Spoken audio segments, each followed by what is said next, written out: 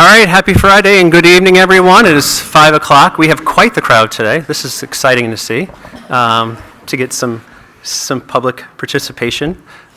First, I want to thank everybody on the committee for their generous flexibility on having this meeting on a Friday. I know that I was the responsible party. I did promise treats, so if you feel like having a cookie, I have some over here I made for the committee members. If they're leftovers, I'm happy for the public to have some as well.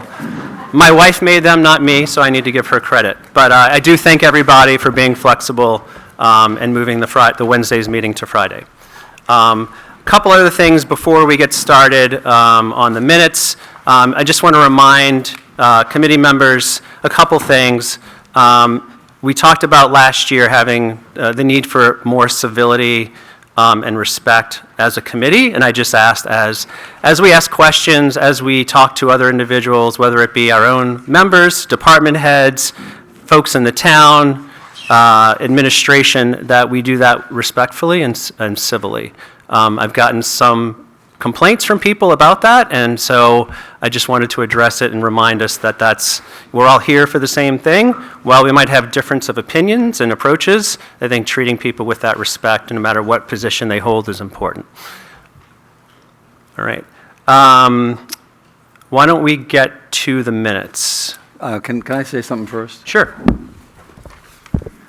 So I don't disagree with that. And as you may have noticed, I operate always under the principle that all the facts need to be in front of everyone equally, whether from the select board, the committee's deliberations, or other discussions, as I think all that information is helpful to us collectively informing our discussions and decisions.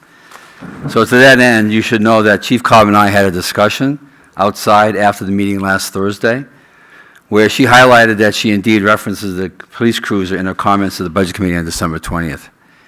I apologized to her then for indicating that she did not, and told her that I would address it today. I believe she accepted that apology and welcomed the correction. So I went back and I watched the video, and she did indeed mention the cruiser, so I apologize to her publicly now. Great. All right. Any discussion on the minutes? Any questions, edits, comments? John? Yeah, thank you so much. Yeah. On the first page down near the bottom, 1, 2, 3, 4, fifth paragraph up, it starts off with Steve Solomon, and the next line says, "She noted," and it would sort of lead you to believe that was Steve Solomon, who probably isn't a she, but I think they were referring to BB there, and it would be clearer if BB was put in instead of she. Lynn picked up that same typo, and I said, no, it's right the way it is, but, because you're right, it was BB, so we should put Selectman Casey. Thank you very much. Let's see if I have one other.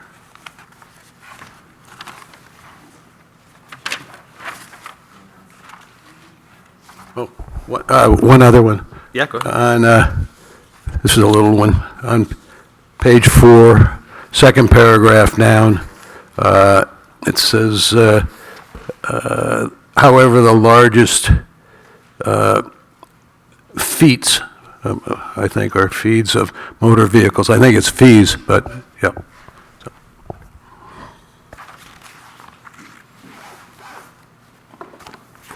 Any additional comments on minutes? All right. Any motions to accept the minutes? Move so to accept the minutes. Any seconds? All those in favor? Aye. All right. We'll move to the Selectmen's update. Selectmen had a meeting last night, and a few things that I would like you all to, a few things that we made decisions on last night. First of all, there was 2 very small updates to the budget. One in the dispatch budget, where we've added $6,000 for the purpose of leasing 2 new computers. The computers were scheduled to be replaced in July of 2024. And the second was, which I think the Budget Committee already saw last week, was in the Highway Department budget, the clarification of the overtime line down to $49,000 and the summer part-time line to remain at $8,000. Second, the Board of Selectmen reviewed the petitioned warrant article and voted 3-0 to not support the warrant article.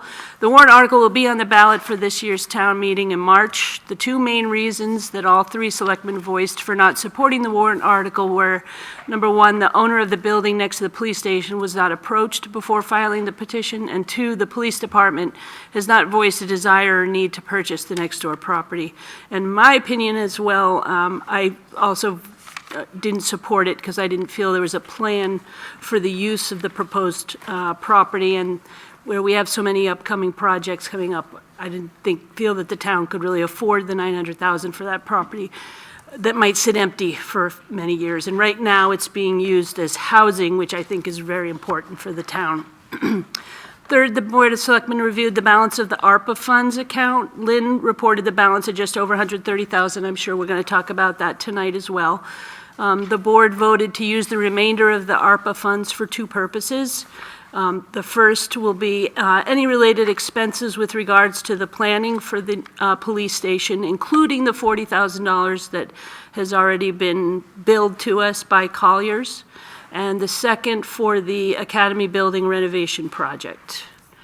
And fourth, we received updated information from the Library Board of Trustees. They received a second opinion on the roof, and it seems that there's no longer the sense of urgency to replace the roof this year. So they withdrew their request for the bond, revised the request regarding the deposit and withdrawal to the library reserve account, which I'm sure we'll go over as part of our discussion tonight. And that is it, if anybody has any questions. Questions for Bibi?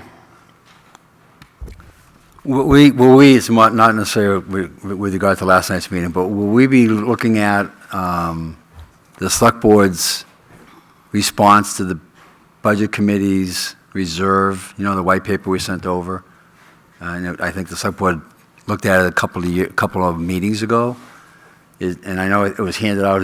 Is it worth our while to go through that, or is everyone on the Budget Committee happy with what they read? Does everyone know what I'm talking about? I got blank faces. I think the Select Board addressed it and adopted some of the recommendations, Right. but not all of them. And they put a summary, I don't know where that summary is, but I think it's in the Select Board meeting minutes. So my question is it important for us to go through that tonight, or do we care? Just a question to the committee. Anybody have any strong opinions about the matter? Okay. I have a quick question. Sorry. I really don't want it. Just a point of order. What are the criteria for even presenting a warrant article for consideration? You need at least 25 registered voters, and you need to submit it by the deadline. Okay. Both were met in that case. So here's my concern. We can't play ball on somebody else's field if we don't have any rights to it. And if I were a property owner that lives in close proximity to a building that might be useful, I would be horrified by this process. And I just don't understand why this is allowed to happen without consulting the property owner first. So is the question that the property owner was not Correct. approached, yet we're having a warrant article to raise Right, money I'm- to potentially buy a property that is owned by someone else? That is not, I'm clarifying Yes. the question. I think that's what I've heard some people express discomfort with, but there's nothing illegal about the warrant article. Sure. There's no requirement to do anything in advance like that. okay. It's perfectly fine. The form is fine. It will go on the warrant. Okay. But to be clear, the owner has not expressed an interest in selling her property. Nor were they contacted at all. Melissa, I'll let Budget Committee go first. So the town has the right to take somebody's property, whether they're selling it or not, if it's in the best interest of the town itself. Now, I am speaking from New Hampshire, and yes, it actually happened to my family. That's terrible. This is slaps a Third Reich. I mean, I don't know what else to tell you. That's a horrible Right, process. but that's not what this That's not what warrant these are. article is about. This warrant article is about asking voters if they want to do it, and my thought would be, if it passes, then that property owner would be contacted and say, hey, would you like to sell your property? And if she says no, then it could be the end of it. Or, as Melissa pointed out, there are ways to take against someone's will, but I think, as Bob mentioned last time he spoke on it, I'm not sure New London has ever done that. It's a drastic step, and I'm not sure that it would be done, and I don't think the petitioners are thinking that way, at least the ones I've talked to that signed it. Okay, thanks for clarifying. Bob, I know you had why don't you come to the podium and respond?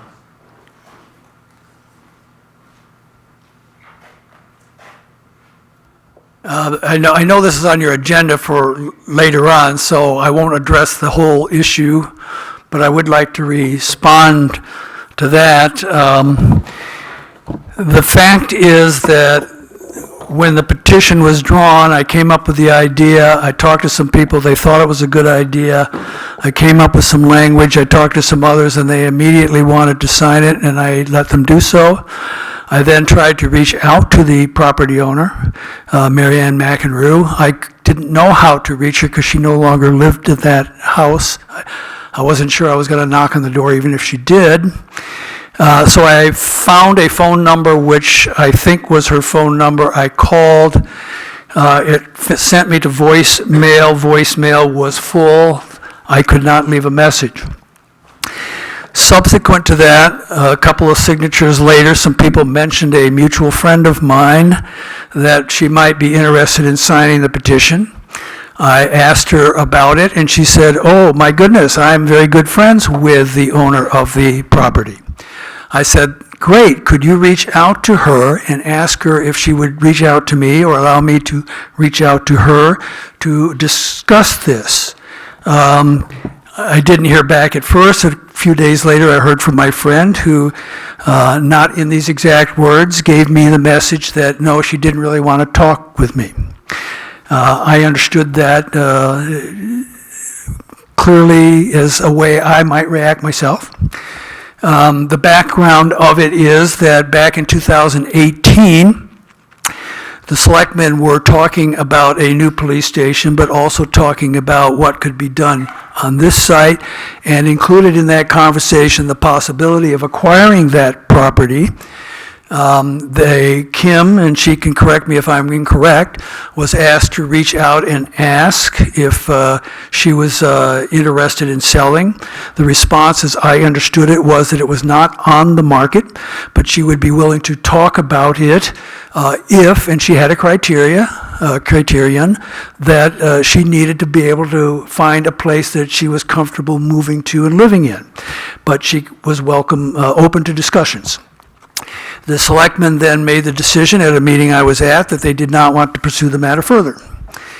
In 2021, I'm thinking, 21, I was on the committee looking at site review committee, looking at possible sites for a new police station if there were to be one. And at that time, I raised the question of whether that property might be available for us to consider in the process of site review. Adam reached out. Adam's here tonight. He can correct me if I'm wrong. He reached out. The message that came back was virtually the same as the prior one, which was, it's not on the market, but if I can find a place that I'm satisfied with to move into, I'm willing to talk about it. Not yes, not no, talk about it. I had no further information after that point. Based on that, when I tried to reach out to her and she didn't respond, it struck me as very logical that she wouldn't want to talk to me. I'm not a selectman. I'm not in a position of authority or power. She's already been rebuffed twice when she expressed she might be interested, and that's indeed the way it is. It has been BB mentioned, I don't think this was mentioned at the Selectmen's meeting in the statement that Janet read, but BB just now mentioned that one of their reasons was that the petition, that she was not approached before it was filed. Well, that's just not correct. I'm sure there's a misunderstanding there. It was filed on I can't even remember my dates, I think January 4th, and I had in fact reached out to her a couple of times. After not getting a response back with my mutual friend, if you will, I then wrote her a letter saying that this is, that she was aware of the petition because her friend had talked with her about it, but that here is in fact what I'm seeking to do. I hope she would be interested. I hope she would be open to discussions, that I would be delighted to talk with her if she was willing to talk with me, but I understood she might not want to. I never heard back from her, which gave me the message she didn't want to. So at that point, I thought I was done, and then it occurred to me that I didn't actually verify that she had the petition. I thought she had it because my friend had it, so I wrote her a second letter. I said, I want to make sure that you understand it. Here is the petition. I want you to be aware of it, fully aware of it. So I did take what steps I thought I was capable of taking. I did not know where she lived other than at Hilltop until late in the game, and that's when I was able to write a letter by addressing it to her. I do not know. She might say no. Addressing the eminent domain concept, it's correct that the states have the eminent domain right.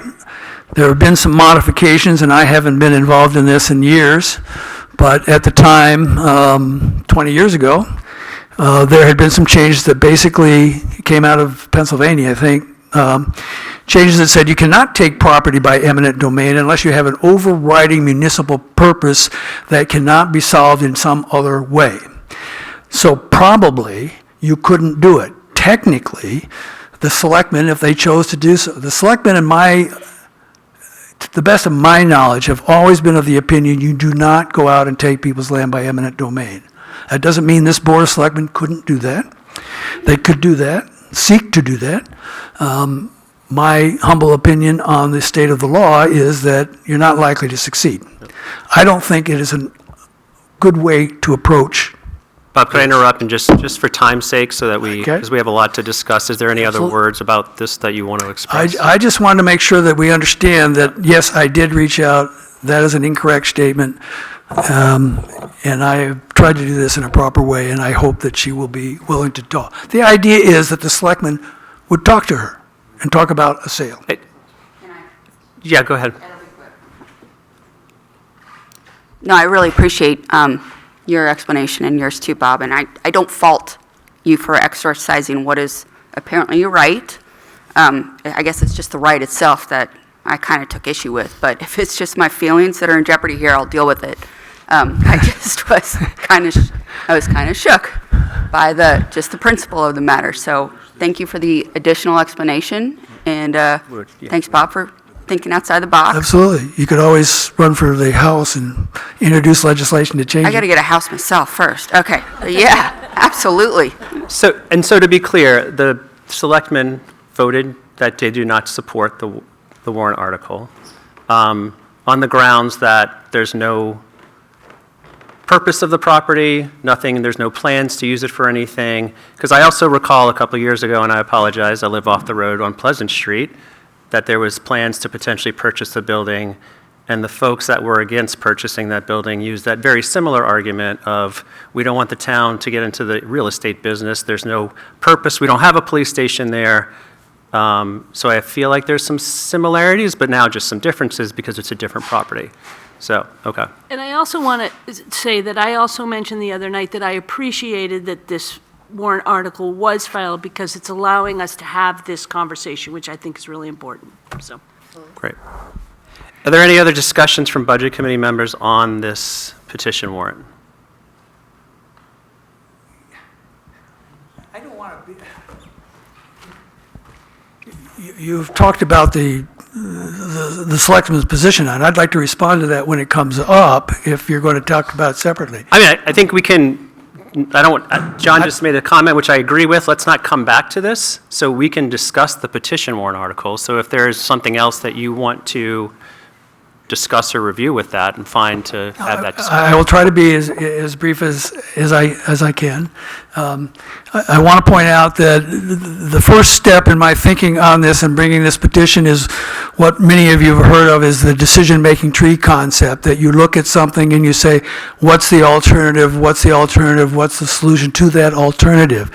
And the petition itself includes within it that concept, which is the town has been discussing for quite some time the possibility of a new police station at a new location. It has also been discussing among a lot of people in town that we may not need a new police station, there may be a solution. That leads to the concept that there are two choices, one choice, two concepts. One is new police station, new site. Other is Selectmen at some point put on the warrant an article that says, buy the site, build this new police station. It gets voted up or down. This concept, this petition I have brought says, if in fact you have a new police station at a new site, you have an existing building that has certain elements that are problematic for other uses. One of the uses that Janet Kidder has brought forth from her committee is office space. Another is a daycare center. We currently are using this for a police station with 9 full-time officers, but because it's shift work 24/7, you don't have all of them in the building. If you shift to a different use, you're likely to have more traffic, more need for parking, more difficulties. If in fact you build a new place at a new location, the town is going to face serious issues on how the use is carried out and what can be done. And that this proposes that if you have that, you have opened up a brand new element of how you can address that, including many people, when I went around with this petition, were complaining about traffic coming in on Seamans Road to the intersection. Don't mean to get violent. No worries. I talk with my hands, I'm sorry. That if you remove that parking along Seamans Road and had a parking lot where that house is, you would be able to move traffic more quickly, more easily, more safely. It would be better for the town. It would be better for the use of this site. When the selectmen discussed this, they went through, and BB has explained 2 of them. One, the owner was not asked if she agreed. True. The police department doesn't want to have the neighboring property. True. It could be used for residential. Yes, it could. It brings in tax revenue. And the selectmen have been working on a new police department at a new facility for a long time, and they have. But I have been given to understand that they aren't going to have anything on the warrant this year, so you have 1 more year, et cetera, when nothing's been done for the police department. So part 2 of this petition is buy the land at a reasonable price. There are ways to address that, and use the other money to do things for the benefit of the police department. A lot of this is in the memo you already have. They would get a kitchenette, they'd get a bathroom, they could have a conference room they could use. A lot of people have talked about needing a private place to address things with the police. They would have that. If you looked at the video, you would see that there's a conference table the chief sits at talking to somebody and somebody else on the telephone. There are 4 stations there, workstations for patrol officers, not shown in the video, but behind the videographer is another workstation. And you have patrol officers, which this chief and the chief before and every chief I've talked to said patrol officers should be out on the road. So how often and how much room do you need for that? There are ways this property could be addressed to make it work. So put a little bit of money in now, give them that extra space that's already available there, reserve that conference room for town use during elections and other reasons, make some steps that improve the safety, et cetera. This is just an approach that says, if you build a new police station, there are still things you can do now that prepares this site for that and also allows a police station, the police department to have things that improve their life and their work environment and their safety, which hasn't been attended to for the last 7 years. So why not do something? I understand that maybe it would be better to have a fixed price. Here's what we pay for this piece. Go on. That's a possibility. People could do that. Who knows? but that requires a discussion. So the point of this is to say there are alternative decisions, one new station, one not. This addresses both of those issues as a need, I think, a need for this town, no matter which way you go. The concept that it's a $900,000 cost that we don't need to incur, that's only if you decide you don't need that piece of property. Now is a time when we have someone who in the past has indicated a willingness to talk about it, to follow up on that. It seems like a good time to do it. So it makes sense to pursue this. $900,000, if you bonded it out, I took a look at the, well, there's a site out there, the National Association of Cities or something, I can't remember the name, that throws out a bond rate currently of 3.66% as of July. I don't know if it's still true. You guys can look it up. You probably know yourselves. If you bonded $900,000 at 3.66% over 30 years, that's just shy of $50,000 a year. So you're looking at $50,000 a year. Yes. Is that a huge cost for what you can get out of this? I say no. You may say yes. This budget committee is trying very hard to keep taxes down, controllable, cut where you don't need things. I understand that. I understand this is a difficult kind of a concern to address. But you have to take a look at what that means, and you have to take a look at whether, in fact, the selectmen will eventually get approved what they plan to do. And if they don't, you are needing to have this property, I think, to realistically address police station issues and to deal with what they might face, including possibly an addition and parking. If they do get it passed, you have the same kinds of issues. So I'm saying that this committee, I would hope, will look to the future, look at both alternatives, make an assessment of does this make sense in either event, and support this petition because it does, in my mind, make sense. We have a lot of people that have already signed this. After submitting this petition, I've had people ask me if they can sign it because there are people out there that really want this to go forward for the reasons that I've outlined. I have a lot of other notes here, but I'll go on. I'll stop. Any questions? I'll start with any questions from Budget Committee. I have a few, but I certainly want other committee members to ask questions or voice their opinions. Go ahead. Kim, you and I have had discussions on this. Please correct me if I don't get it exactly right. Our recommendation is purely a formality since this is a $900,000 item, right? Because of the 10% rule that...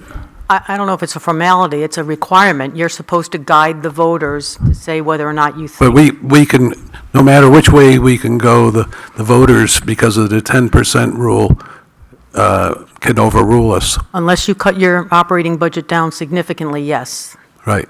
It's Okay. 10% of the operating budget, so that's generally somewhere around $1 million, the 10% is.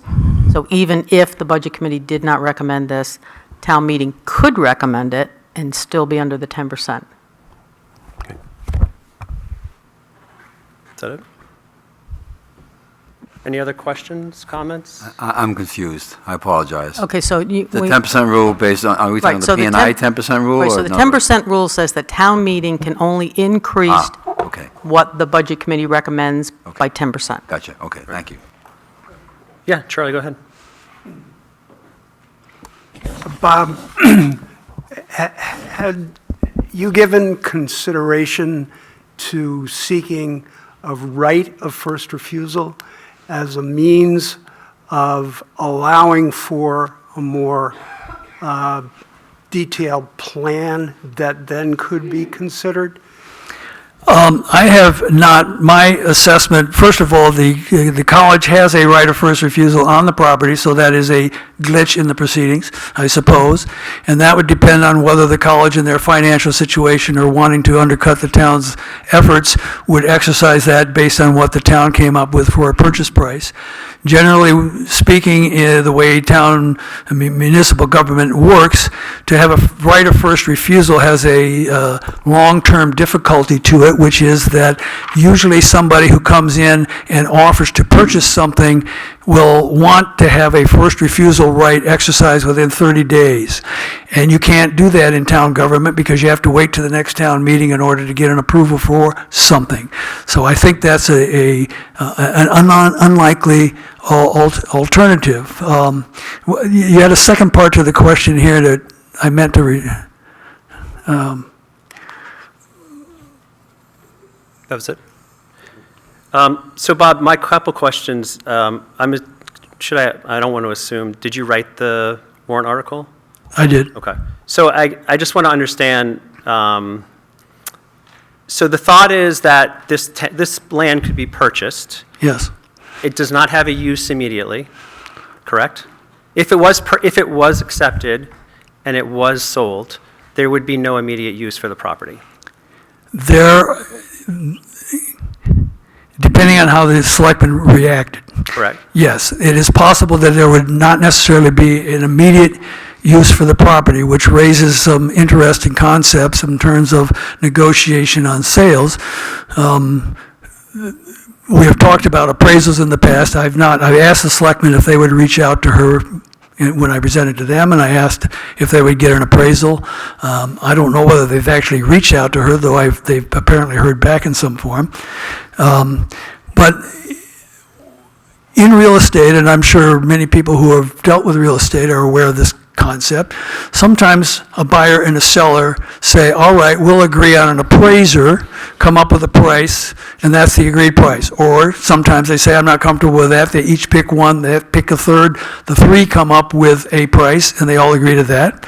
In this particular situation, a la what you have just referred to, there's also the concept that the town buys the property, but allows the owner to retain the right of use and control of the building itself for, say, 3 years while the town sorted through things, which would allow the town, technically speaking, to buy it for less than market price might be because the owner would be getting income for that period of time. So there are all kinds of ways to address this thing. Sure. If in fact the town thought it needed to have it right away to do something, then you wouldn't be able to pursue that concept. As far as immediate use, the immediate use is you would now have the right-of-way that is available, the easement that's there. You could immediately resolve that. So yes, you could solve some things immediately. You can take down the garage in the back and put in more parking. There are all kinds of things you could immediately do. Do I have a plan? I've not been given the authority to come up with a plan. But I can tell you that if I were designated to come up with a plan, I would do it for you. Chris, So- I'd like to point out, we're still at the point where she has indicated several times she's not interested. And that's why I have an issue with this continued discussion. But I don't disagree. I'm just trying to understand, because again, I'm going to go back to discussions that I've heard and been a part of in the past on purchases of other properties and bonding money. And the argument against that was the town doesn't have an intended use for the property. The town should not be in the business of real estate, yet we seem to be wanting to do that in this situation. Well, That I think there is a clear intended use. It's not ours to use. Right. No, I understand that. Right. And I guess the other question I had was, so depending on what the property would sell for, if it was sold, Sure. the remaining funds would be used from your perspective, potentially could be used to enhance the police department. My intention is that they would be. The selectmen obviously would control that. They could refuse to do so. Who knows? Have you But, discussed yes. that with Chief Cobb and the selectmen on intended, They- what that money would be used for from their perspective? I have not had that discussion. I've not been invited to have that discussion. The indication I have had as represented in the selectmen's statement and just here tonight is that Chief Cobb does not feel that this property would be of value and does not want to. She wants a brand-new police station at a new site, just as the selectmen do. Okay. And just to be correct, I have not received any word, even from the selectmen, that she has said she refuses to discuss sale. I've not gotten that message. What the message I've gotten twice is, it's not on the market, but she would talk with the town if. So, I don't know that. Okay. I guess for me, it's an interesting dilemma that a couple of years ago, and you can tell me if I'm wrong, you were a part of that discussion on the building on Pleasant Street and arguing about putting money in for potentially a police department, but also argued against it because we didn't have the property, it was going to be bonded, it wasn't necessarily going to be, we didn't know if it was going to be used, so the quotes were real estate, like, we don't want the town or the selectmen getting into the business of real estate. And here, it's a very similar situation. We want to bond money to buy property that has no intended use right now, that could potentially have intended use, and on top of that, is actually owned by someone else, is not for sale. The distinction would be, I think, in part, you may have misunderstood at least what I was saying when we were talking about the Stallman building, which is the one I believe you're referring to. The issue to me was at the time that the design proposal that Chief Cobb came up with would work. It would make a reasonably decent police station for that particular use. The differences were that there was being floated around by those proposing to buy the land, that it could be used for workforce housing, it could be used for a community center, it could be used for other things. My argument was that if it's to be a police station, it should be for a police station, and that made some sense. But you shouldn't be buying it if you're thinking it might be for workforce housing or a community center. There's nothing in my proposal that says this should be for a workforce housing, community center, or some other unspecified use with no clear determinative value. I have included in this that it has a very distinct, clear use that is intended, and that is it will enhance the town's use of this building, whether it remains a police station or whether it is turned over to some use. So I think it's not fair to me or the petitioners to say that there's not a clear intended use. There is. It is clear that the owner has not said, yes, I'll sell it to you. I understand that dilemma. That's a problem. I guess from the selectmen, BB, what is the intended use of that building? I haven't heard from the selectmen what the intended use would be. Well, what I'm saying is you're telling me that there is an intended use, but I'm not hearing what the intended use is. What I'm saying, and BB can correct me, is that Janet Kidder, who was the head of the committee looking at the potential use of the building, reported back to the selectmen that it could be used for office space, daycare center, storage, maybe spillover of other town offices.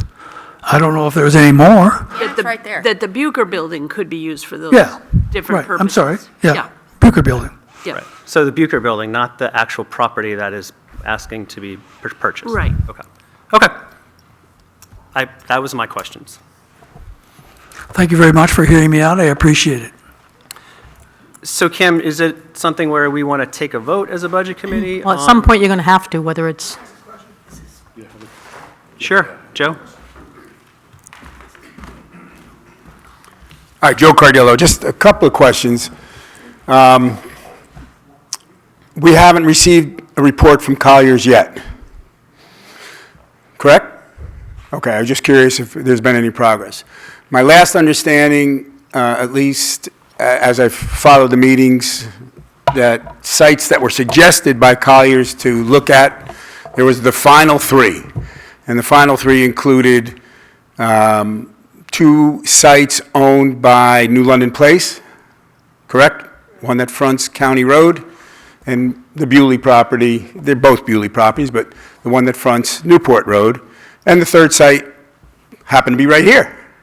No, the third site is. Oh, it was Bonanno? Yeah, So you have Bonanno. yeah. But they're still looking at what goes on here. Yeah. So my question is this: if this thing, and it's going to be voted on, whether you approve it or not, it'll be voted on, it may then allow us to have a further conversation with the owner. We're not spending any money until a bond is floated and there's an agreement made, so really no money spent yet. And I agree. I don't think the town should be in the business of buying real estate on speculation. I don't see that this is speculation.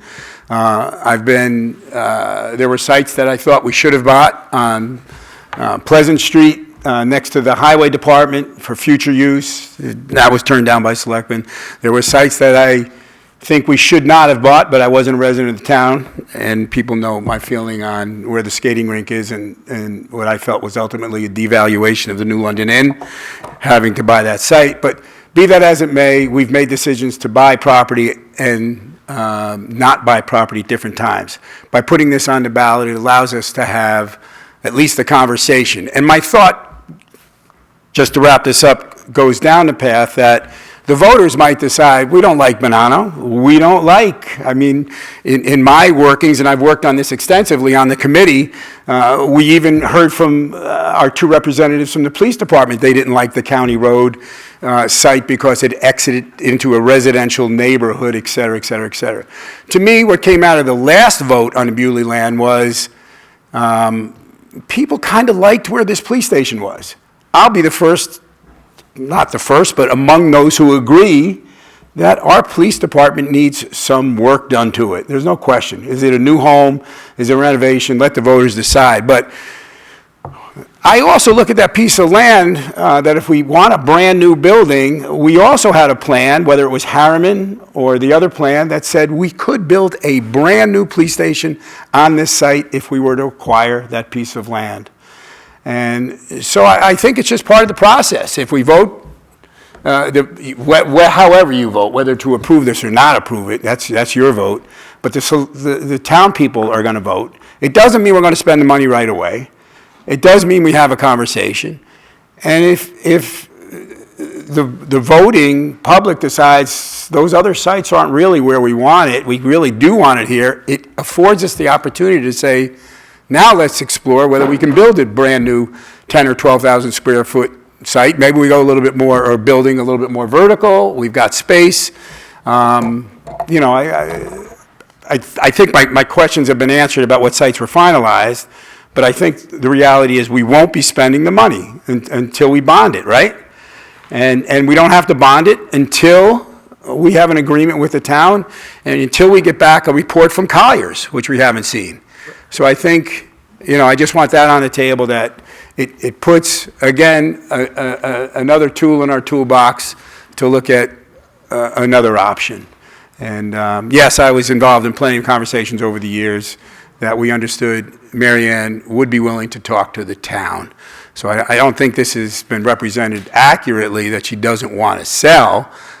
She's probably just not ready right now to talk to the town, and this gives us an option to have a conversation with her. What would stop, I mean, obviously she knows this is a warrant article. What stops her from saying, I want $1 million for my property? Nothing. Exactly. So now And if that word got around, I suppose people at town meeting could amend the article to increase it more. Was being evaluated for $900,000, I would certainly accept 900, you know, I would ask for more, but that's me.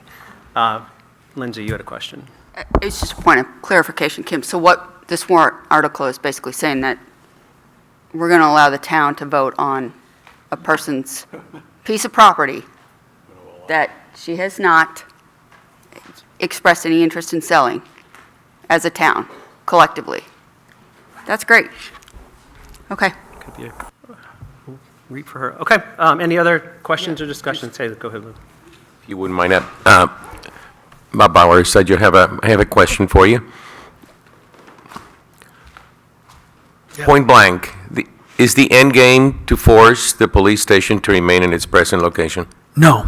The end game is to have alternatives available depending on which way the town goes. I believe that selectmen maybe believe what you've just stated, and I can see that might be a concern. But the intention is to say that piece of property has value to the town, that despite what Lindsay has been saying, in the past, she has indicated an interest and willingness to sell, that if we build a new police station that is very valuable to the town because of its location, for the use of this building, for the use of Seamans Road, for the use in general being next to the green. If they don't, if in fact the selectmen put a proposal up for a new police station at a new site that does not pass, you have this site still being used, police still not having anything improving their situation. And I think it's unfortunate that relatively minor steps could be taken to make their lot better, that they would have a better work environment. And so the idea is one or the other. You're going to have a new station, we need it anyway. You're not going to have a new station, we definitely need it. So, no, it's not the end game. And do we know what this could have been studied, the potential costs? This is a while back, to update, build what chief and the town thinks would be needed. Wasn't that at least for that property, it was quite extensive? The Harriman reports? Yeah. The Harriman Colliers is working on How that many now. millions of dollars? The Harriman report was delivered in December of 2018. They had several proposals, but the proposal that dealt with building a new building on this site was for a 14,000 square foot building, which is what they were recommending at the time. And that cost was 12 million something. So you had ownership of the property at $12 million price tag in 2018. As everybody knows, through COVID, those prices have gone up. So what you have, in my estimation, I'm sure Bill Helm will disagree with me, but if you look at what Colliers has said for building costs of a new building, it was 600 to 800 a square. So if you're looking at the possible downside, I pick 800. That's $8 million just for the building. If you look at what Colliers has put in, they had as part of their presentation a new police station they built, and it had with it the additional cost, which ended up being approximately 35%. So you've now got 8 million plus another almost 3 million, you're up to 11 million, plus bias sites, you're up to 12 million. You're buying it, you're doing it 2 or 3 years later. So I'm looking at, and again, I can stand corrected, 12 to 15 million dollars for a new police station. You're also looking at, if you build a new police station, what do you do with the Bucher building, and what does that cost? When Myers looked at it for a police station, I think his estimate was $3.5 million for the plan he came up with, showing that it could be done. So I'm guessing, again, $3 to $5 million for renovating this, because it won't be a police station. It's got a different use, it's got different needs, it's got extra costs. So you're now looking at probably $15 to $20 million of expense. Now, it may well be that the selectmen will succeed in presenting a proposal for a new piece of land for a new police station in that price range. They may have lower estimates, it may work, I don't know. But I think, from the people I've talked with, and one reason for the petition is, there is a great number of people who do not want to do that. They like the police station where it is, they like it near the school, they like it near the college, they like it near the town green. They don't want to spend $20 million to move it where they don't want to have it. So maybe it'll pass, maybe it won't. This is designed to say, what if that happens? What if this happens? We still need it. Okay, thank you. Chris, I'd just like to state on the record that I find this entire conversation unconscionable. This is ridiculous. And I just want to make sure that goes in the notes and on the record, please. Thank you. All right, if there's no other discussion, I'm happy we can take a vote on if we support or don't support the petition warrant article as a budget committee. Are we comfortable with that? Oh, okay, yeah.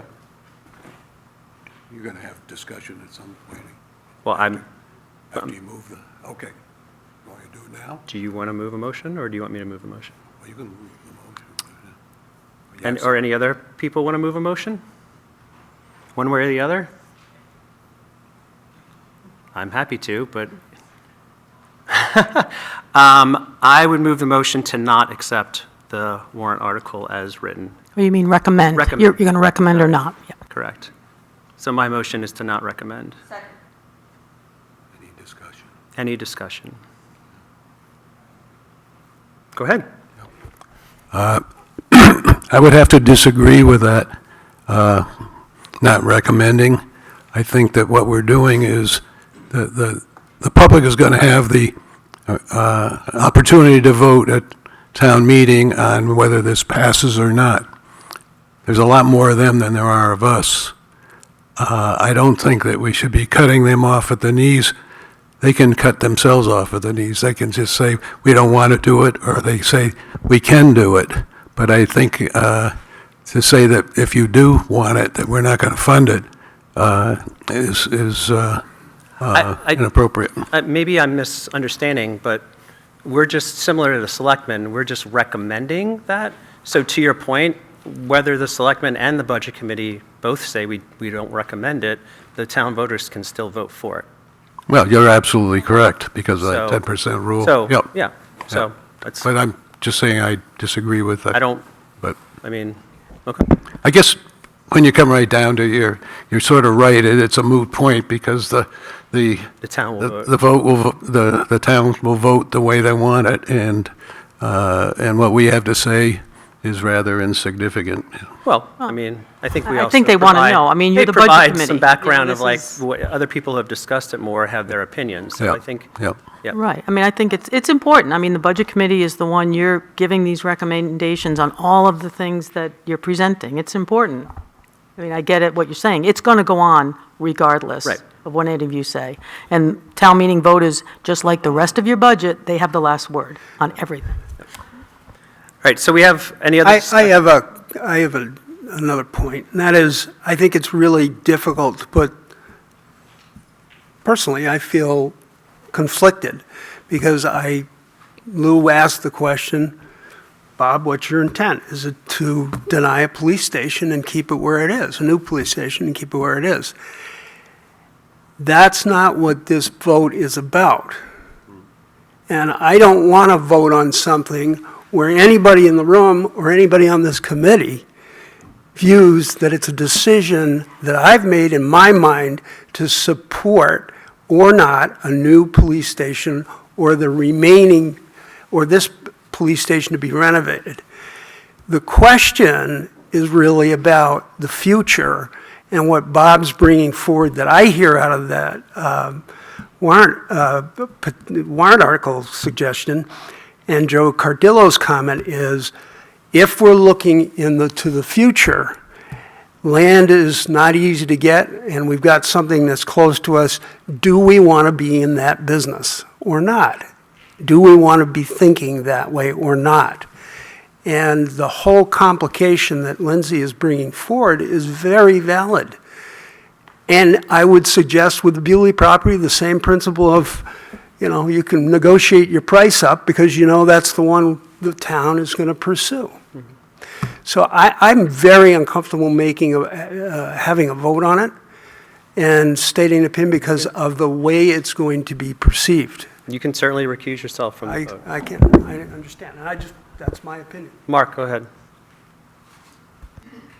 Yeah, I just have a clarification. So let's say this warrant doesn't go forward, and then a year from now, the property owner says, hey, I'm interested in selling. What happens at that point? Unless the town had money, which we don't have. We'd it would have to wait go to the next town meeting. Similar to the same discussions we've had with the other buildings, right?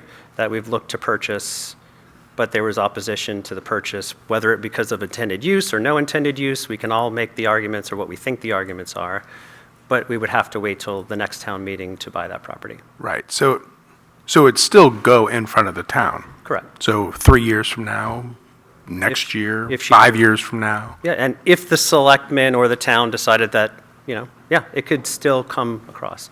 I mean, Bob could write a warrant article every year for the same amount of money. Colin? I just want to, maybe we simplify the conversation. So the warrant article is going to have basically how the select board voted with respect to its recommended. It's going to say for or against, right? And for the select board, it's going to say 3 for, 0 against. And the same will apply for the budget committee. So rather than trying to complicate, we're not recommending, why don't we just get a vote on how many are for the warrant article as it's written, and how many are against the warrant article as it's written. So that's how it's going to get represented on the warrant article, That's right? what you're doing. You're voting to recommend or not. And if you look at other warrant articles, I think last year we had a petition, and I forget what it was, the Budget Committee, maybe 5-4 or to recommend. So it's the same thing. You're telling the voters that you recommend that they vote for this, that it's good for the town, that it's something that we should do. Again, just like all the other warrant articles, all the other, the police, all the other budgets, the same thing. When you say you recommend it, you're saying to the voters, we think you should do this. Yep. Yes. So just to be absolutely super clear, I feel that this is premature. Is that a correct assessment? That voting on this really has no bearing because it's going to be presented either way, but me in favor of this is actually premature because the property owner is not raising their hand Yeah, that would to be say. that would be we your want it. reason to vote, in your opinion, to vote no for. Right, That okay, could just be- making absolutely Yeah. Yeah, like Mr. Kelsey says, I am extremely conflicted. On one hand, I do believe that the citizenry does look at, in the same thing in town meeting, we look at the budget committees and the selectmen's recommendations on just about every item. So the people, it is a valid, and people look at the weight that those recommendations carry in their decisions. I am comfortable that, Bob, you say that you don't have an end game per se, but I am also extremely conflicted when it comes to the voting on a property without a owner saying that they're willing to sell. If all of a sudden there was a vote on my property that the town was going to vote on my own property without me having a say-so, I would find that preposterous. So it's going to be, I'm very conflicted, and I'm very worried about what I would do. Thank you. All right, why don't we move the motion forward? We have a first and a second as a recommendation to not accept, to not support the warrant article.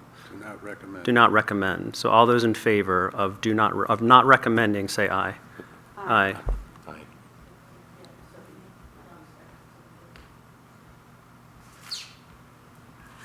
We got 5? Oh, jeez. Well, you have one recusing, potentially. Okay. Nays. So you would be recommending? Yes, recommend. Yes. So recommend nay. So we have abstention. And one abstention, and Charlie. Yep. So not recommend. So it does not recommend. Yes. Not recommend. Okay. Can we talk about the budget now? Yes, let's talk about budget now. Yay. Thank you, Bob. Thank you.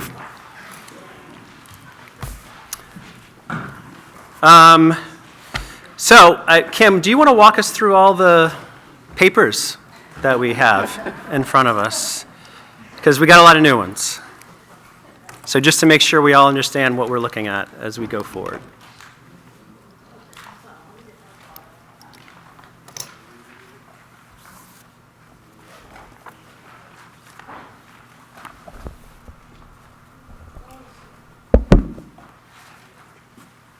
I'm worn out. Okay, so everybody has their agenda and meeting minutes. We're good with that. Yes, so the next item would be capital reserves. Okay, so that is now which one are you holding up? So we have, Sorry, I know Colin had presented or wanted some stuff printed out, so I'm assuming these first 4 sheets, were these your pieces?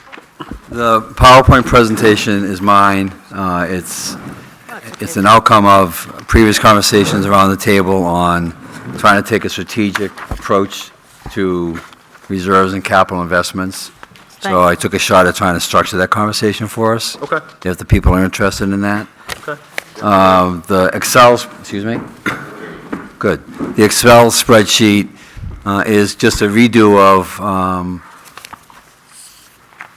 the larger one that Lynn put together for us, and I can, Yeah, can you explain the difference? yeah, what, So, just sorry, for Budget Committee members, you have an Excel from last week, which is the larger legal size, and, yes, Collins, 8 by 11, 8.5 by 11, and how is it different? it's different by, I took the last few years, I wanted to make it so that it was easily readable and we could follow it. So what I did is there were columns from 30 to 34 on the larger sheet. You can see on the fourth column from the right, I consolidated those into one column. And if you want to just defer the other three columns, I can talk about them when I go through the prezo, okay? The other two items that are in this pile you're talking about, which is the fund balance retention and taking the mystery out of fund balance, I think that's relevant to the conversation that we've had and that I think we can have at some point in time during this discussion on, is there opportunities to take a look at, I think Joe brought it to our attention, what the school system does on potentially leveraging, to the extent surpluses are available, designating monies to that. So that was just giving us some insight. When we get to that discussion, we'll have a backdrop as to what the fund balance is and how we might be able to employ it. Okay. Okay? The other document that was in your packet was the historical town tax rate from 2000 to today, just as of fiscal year 2023. So just wanted that as a reference. I know we always have discussions on how will that impact the tax rate, but I also thought it was important to have a historical view of town tax rate, total tax rates, county, schools, states, et cetera. So we can see the impact as well as the total tax burden to the town. I'm sure that will come up in discussions around capital reserves. Can I have a point of information? Sure. If you don't mind. Okay, thank you. You know, we're not in a vacuum. Our tax rates are, you know, we live in a state that has 234 municipalities. So I thought it would be prudent as we see our historical rate. I pulled up and I made 10 copies. And I would like this to be made a matter of record. The town of New London, 10.81, the aggregate rate. We are the 22nd lowest in the entire state. When it comes to the municipal tax of 3.05, we are the 30 lowest of 234 municipalities in the states. And I think it's worth for us to consider that and to realize that we live in a privileged, really wonderful community. And that there is room, although judiciously, to make sure that we provide for the services that are required and requested by our population, because that's what we are here for. So if you don't mind, I may take 10 copies of this, and I will pass it out to all the committee members. Thank you. Can I comment on that? So thank you for this. I think that and correct me if I'm wrong, Kim, it's not just the tax rate, it's really what's always been my focus is the tax burden. The tax rate can be modified as a function of total assessed value. So it's really a matter of, that can be, I'll use the term, funny math. You can change the tax rate and things look good, but it's really the tax rate times your assessed value on the tax obligation. So I think you're right, we should work through those items, but I think we should be conscious of the bottom line as much as the rate. So, Kim, just again, a point of clarity. So the packet that was given last week, the larger one, that's the latest of funding from the Selectmen, the latest recommendation from the Selectmen. But it also includes the whole CIP. Right, I'm just making sure this is the latest suggestion that was Yes. discussed and. Right, so tonight, we're going to talk about two things. transfers, deposits you want to make into capital reserves, and you know the selectmen have set aside $1 million, and they've selected some accounts to do it, and your budget printout shows you where the selectmen have put the $1 million. And then we'll also talk about transfers out, which means the money we are going to spend out of those accounts. Am I correct, Kim, though, that the decisions of the select board last night, they are not reflected in here, which would I think the cause library, us what do we to have the library adjust at? the library? The library, they're going to keep at $100,000, I believe they decided. I don't know if we've decided that totally yet. I think we're still talking about it. But the initial amount that we put in for the library was 100,000. And then the library last night gave us the request of 60. And that kind of took us, we weren't expecting that last night. So I believe we're going to be going back in the next meeting to revisit the library contribution based on the information that we got last night. And I think the sheet actually shows transfers in of 125. I try to summarize So, in the presentation the relevant facts that come from the select board, Yeah, I think- both in and out. so I think we should use, we can certainly, because I know you want to go through your thoughts. Yeah. I'd like to use the select board's, the larger legal pad as the reference for what's being asked to be transferred in or transferred out. So if you look at that, under fiscal year 2025, it's in gray, you will see for this year, or what we're discussing in those gray bars, are what the balances are and what the transfer ins and outs would be for discussion. Just so that we're all working on the same page for that. Colin, I'm happy to have you go through, I know you had a lot of questions and some thoughts or discussions around specific opportunities there may be, or some of your thoughts on what could change. I'm happy to have you review that now. And then we can begin to discuss or go through. What I'd like to do is then go through each of the capital reserves and have any questions, comments, discussion on those. Okay? You want to put the prezo up? There were some copies up here for some of the audience if you want. Again, this is a result of conversations that we've had around the table a couple of times about how do we get more strategic around our capital investment strategy. And so just to that these are, not to say that everyone necessarily agrees with these. These are just discussions we've had and your thoughts. That's right. Yeah, no, that's right, yeah. Okay. Yeah, I just- that's right. Yeah. for the No, this is my representation of some of the thoughts that we had around the table, and it's a straw proposal potentially on how to approach it so we can have, instead of being episodic, we can take a look at the long term and the short term to make sure we're making the right investments this year versus next year versus the following year.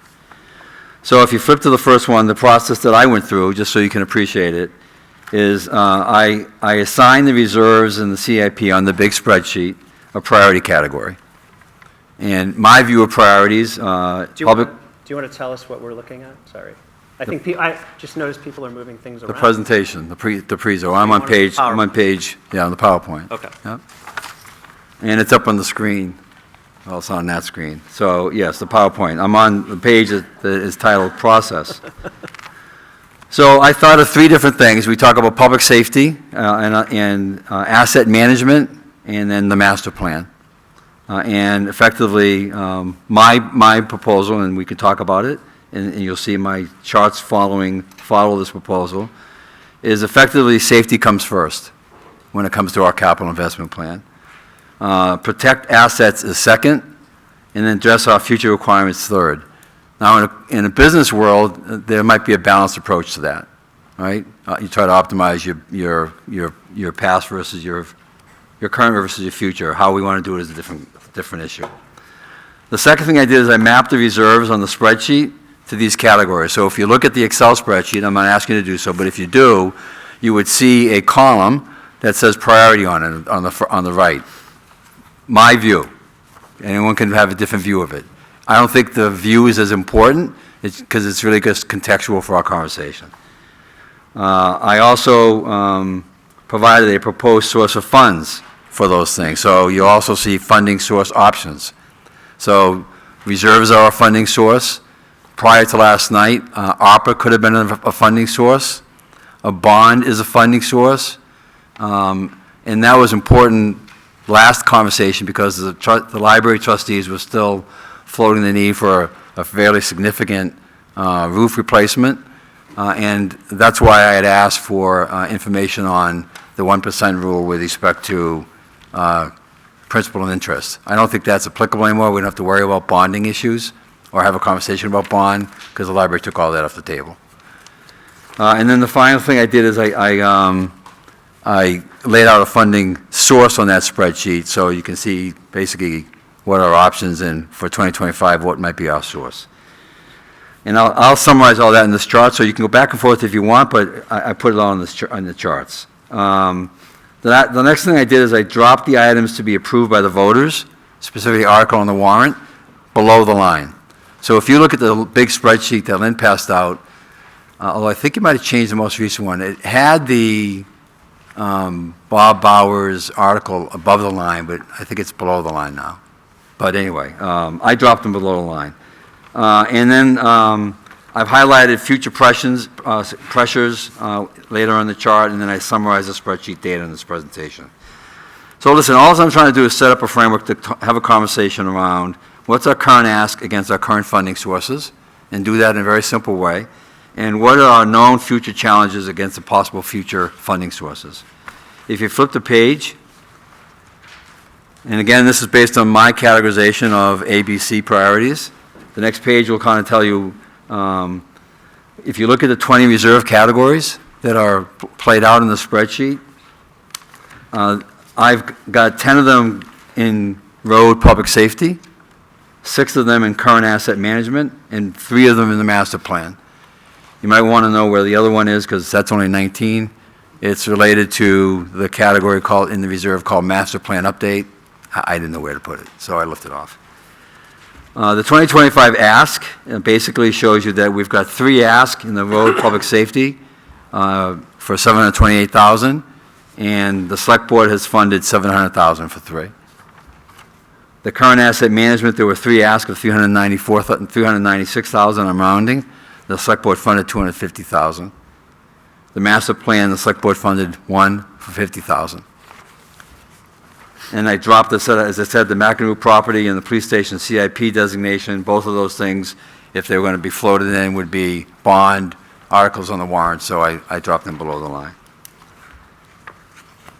So if you flip the page, I think there's opportunities to either fund existing proposal with reduced taxes, so that's the ARPA and the surplus, or place some emphasis on future with the surplus. So the next page, master plan priorities and funding mechanism.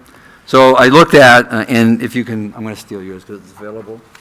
If you know, I had asked Kim, we had asked Kim to work with Adam to kind of lay out, you know, who are the committees working on the master plan work that can inform us of the needs and where we're going and where are we with respect to our progress on those items, and how are we doing with respect to the master plan implementation.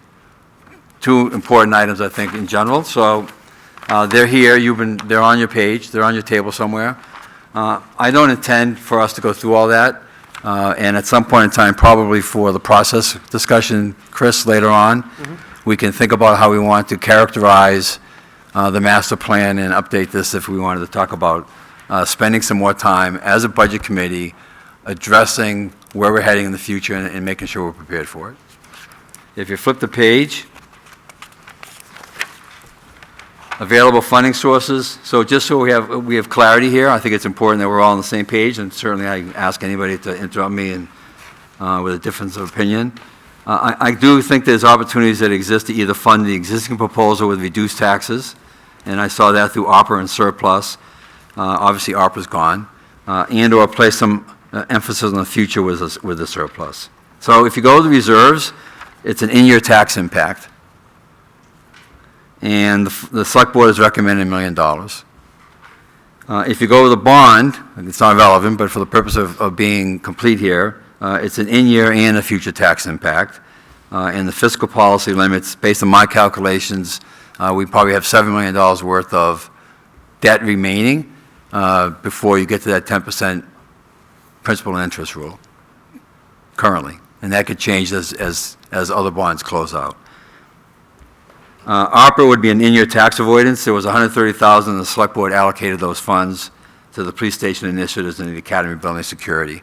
And we can talk about that as well. I think when we finally get to the bottom line, we may still be able to use that to reduce our in-year tax impact. Surplus for 2024 and unreserved fund balance would really allow us to do tax avoidance. And the things that we've talked about, Bill Helm talked about it at one of the select board meetings. I referenced it in some meetings. BB actually expanded upon it. But at the bottom right-hand side of that chart tells you that we might want to think strategic about how do we begin to soften the blow for what's going to come at us, potentially, from building maintenance. You know, I know that Bob Harrington is going to have that program, and we may get a sense of what that's going to cost us to do building maintenance in the future. The Main Street design is something that Adam has indicated that price is going to go up to try to get an engineer to give us the corridor design. I should call it the corridor design. Now, the water source, the precinct has, the way I heard them at the meeting when I went, they've been very clear. They have no intention to, and nor can they support themselves growing our water source. So if the town thinks that that's going to be important, that's a $10 or $20 million challenge, depending upon what happens here. Transfer station is something that's been talked about in the past. Community center is on the master plan, and there's been discussion about possible future solar. So those are all the things, in my view, and shared view with other parties, that are coming at us in the future, and we can either episodically wait till it comes, or as the school department is doing, thinking about how we can design articles in the warrant that could, if available through surplus, begin to allocate money to those things so that it softens the blow when it hits us. If you flip the page, what I did, and you're certainly welcome to go back to the spreadsheet back and forth as we talk about it. The left-hand side of the page is what is the current TCR list. This is what the select board has allocated money to. I just went into the deck and plotted out there so we can have it on one piece of paper. The only difference between what's here and is the library improvements. Rather than $100,000, they've actually asked for $60,000. We could leave it at $100,000, or we could put it at $60,000 and reallocate that somewhere else. On the right-hand side is the current capital outlay list. This is where if you go to the capital outlay on the spreadsheet, you will find the Academy Building roof at $87.5 million. The Academy Building space security of $100,000. It's close. And ARPA is going to cover that. We need to get some clarity on that, I think. So that will change, and we can talk about that tonight. Town cemeteries is $22.6 thousand. Fire utility truck is $55,000. Fire rescue engine lease is $132,000+. Highway equipment 1-ton dump truck is $150,000. Highway equipment 6-wheel dump truck plow and sander is $341,000. And the library for capital outlay was $125,000, and they changed that to $60,000. So you can check that, but all of those numbers came right out of the spreadsheet. We can go back and forth across the spreadsheet, or we can focus on this page. Staying to the left, what's not accounted for is the conservation land acquisition request of $75,000. It wasn't on the sheets. I've had some conversations with the chair of the Conservation Commission, Bob Brown, and he shared some information, and I shared that all with you. And the energy conversation that Jamie Hessen, I don't think Jamie's here, but he presented to the select board a request for reserves, and so I think the budget committee should listen to that as well. And on the right, I think, and certainly folks around the table, BB or the other select board members who are here today, decisions, I think, made on the right-hand side of this thing as far as where we want to spend our outlay were basically based on the input on CIP from our department heads, and I assume what we funded and not funded, what we funded and didn't fund is a function of what we believe to be important for the reserve account. And I think that allows us to do a critical look at the outlays and can inform us what we make for decisions. The final chart, and we can flip back to this other one if you want, or you can work off your sheets, basically says that I think we should talk about the questions that are underlying the transfers in and out of reserves. You're right, I have some. I think that Charlie has some. I think you sent a note out to all of us, Chris. I didn't see anybody else's comments. They may have some during the course of the day. Then we would develop our budget committee view of reserves and capital outlays, discuss the opportunities for applying surplus to future challenges, again, so we get our arms around the future and stop being episodic. And I guess the bond and petition articles, we've already done that, so we've already done one bullet of the 4. So that's it. Thank you for the opportunity. Yeah, absolutely. Any questions or comments for Colin? Colin, what's your proposed timeline on this? On what? Using these items that you have proposed here and implementing them, do you want to be doing that? So if you go back Tonight? one page, Kim, so the audience can see it as well. So on this page, the second to last page, John, Yeah. these are fiscal year 2025 numbers only. That's all they are. So this, if you took the column on this spreadsheet that's 2025, I mapped that column to this page. So in answer to your question, if I understand it correctly, is these numbers are referring to the fiscal year 2025 reserve and capital outlay numbers. Okay, yep. Okay? Yep. Yeah. All right. Any other questions or comments before we start?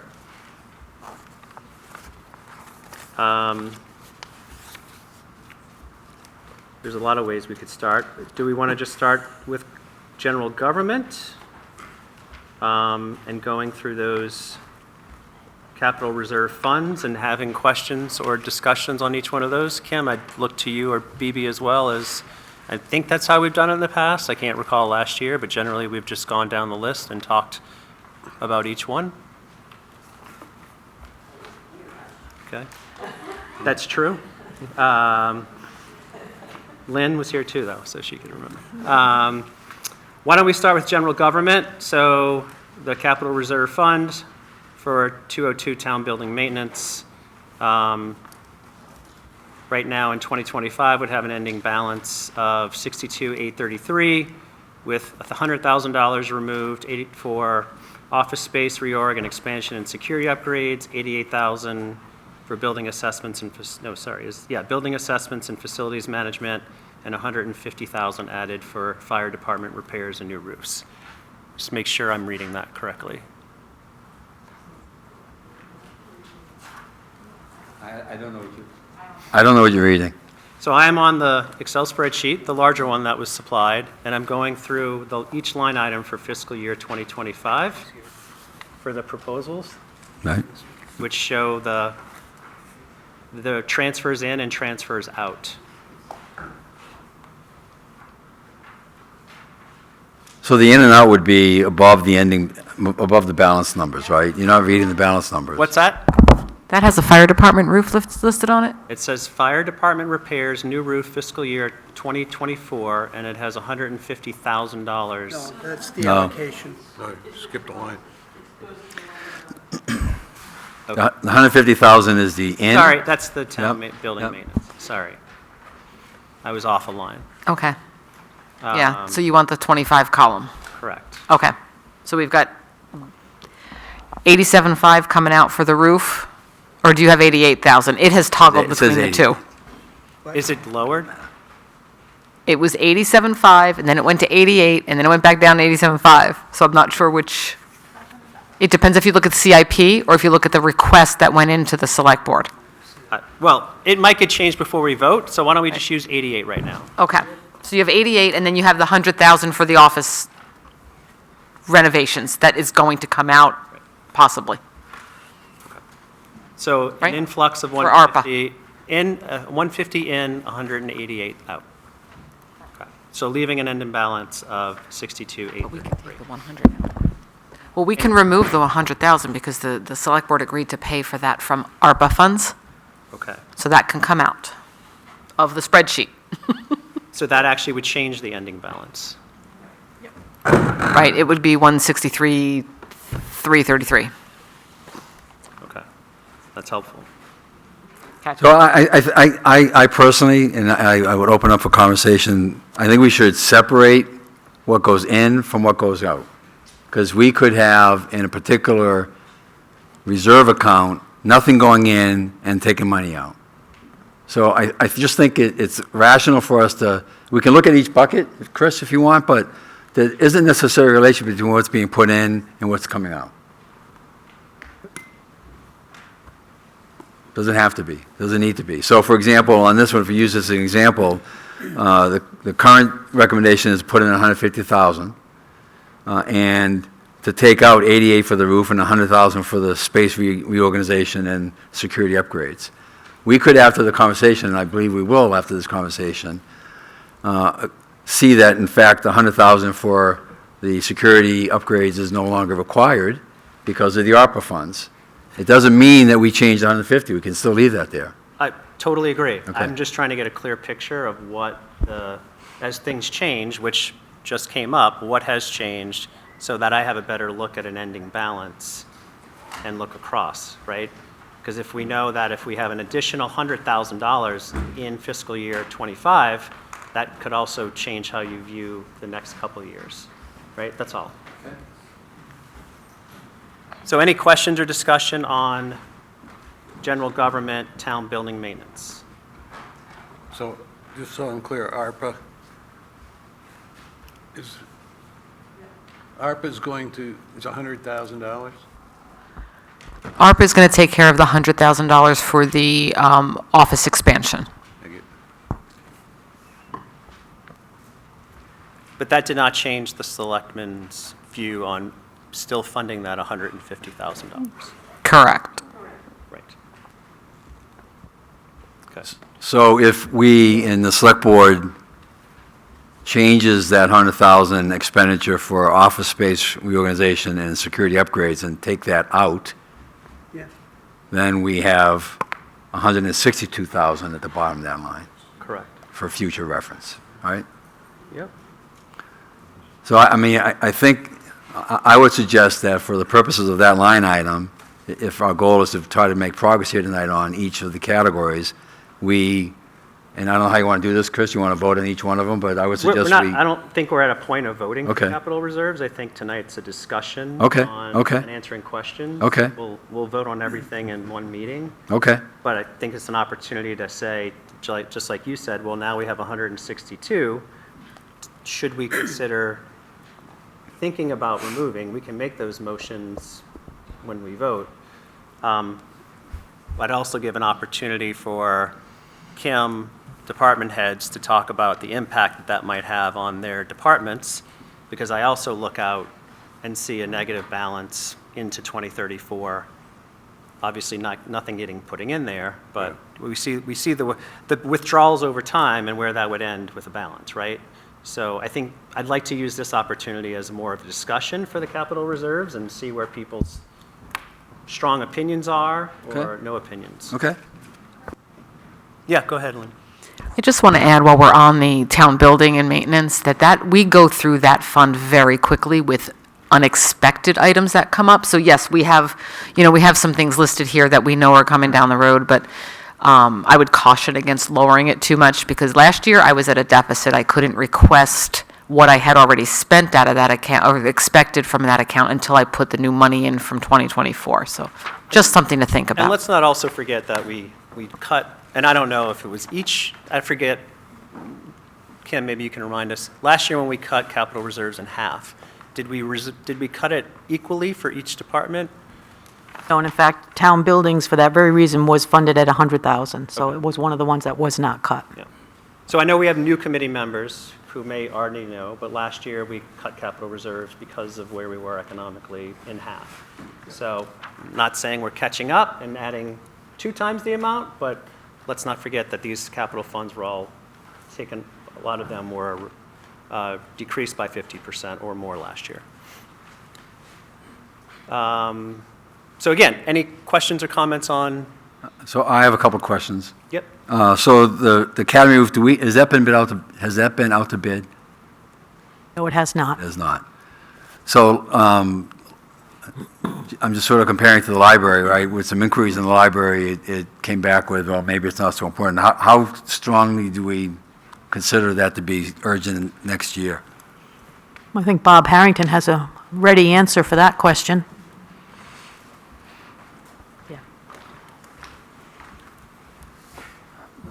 That was put off 1 year already. Yeah. My concern is, we could potentially have a leak causing more damage, mold issues, or whatever it may be. The recommendation from the company that came and looked at it for us was that we probably should be looking at doing it. Okay. I did get 3 prices at that time, but Oh, you did? not for this year. Yeah.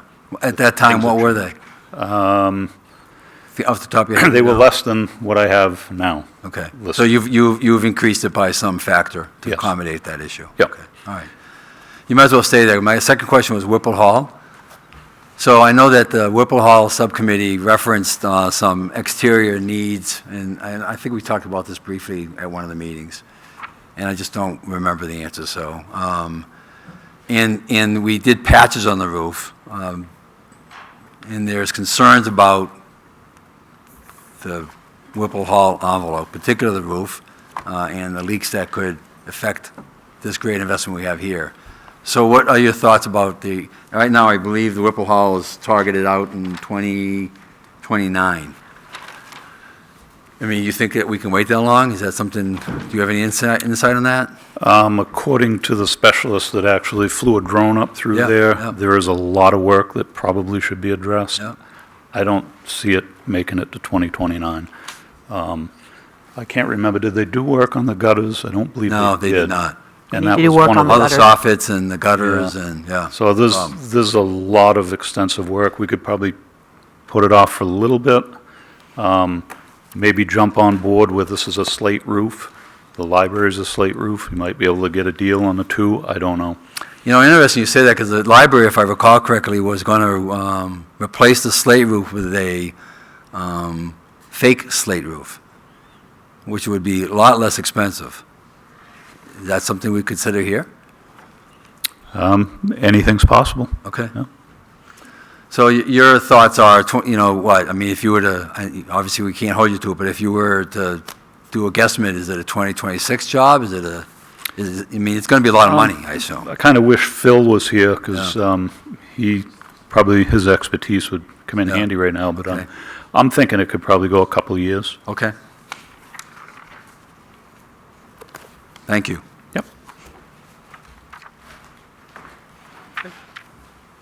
That's all the questions I have on general government. Anybody else? Just a question, I wonder if anybody knows if there's any restrictions, historical preservation for... There are no legal restrictions, but I think that Jim Perkins and the folks in archives want to do the very best they can to keep the historical integrity of the building. Okay. No, that's a good question, and that would result in the cost being significantly higher. Yeah, and now do we have any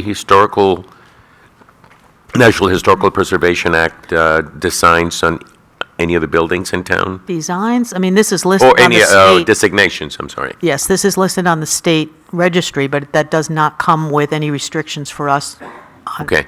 Like the Sally Port. The Sally Port was put onto this building. That really wasn't keeping with the historic nature of the building, so things can be changed. But again, I think everybody in town wants to keep it as close to the historical nature that we have. I have a quick question, Chris.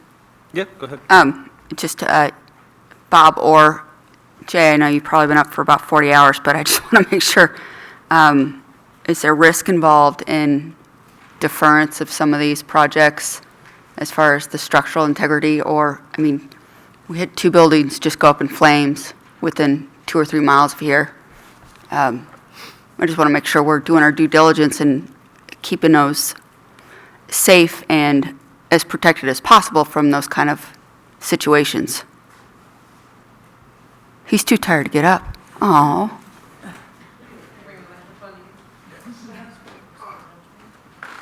Yeah. Sorry, Jay. No, it's all good. Yes. So are you specifically talking about the roof? Yeah, in this particular instance, or sprinklers. Yes. I guess I still don't understand your question. Is it about the roof on Academy? Well, let's start with the roof. Is there a greater risk of... I mean, there's a risk of mold. Okay. You know, if we do spring a leak. We have had minor leaks on plumbing issues there that raise concerns. We had mold issues here, quite extensive actually, due to leaks. So as far as health, I'd be concerned about that. Well, and we also took the ladder truck along with the hose line just to see where potential penetrations of water are, and it was pretty substantial. So I'm not sure if that was ever mitigated or is planned on taking place with the cupola. And that, he's referring to this building here. They did patch quite a few problems up there. We found quite a few, and most of it was in the windows. I was actually standing up there when Jay sprayed it, and I took a pretty good bath. So it was a huge problem that's corrected. Yeah, but as far as the sprinkler aspect of buildings, certainly we advocate for sprinkler systems. It makes up for a multitude of sins.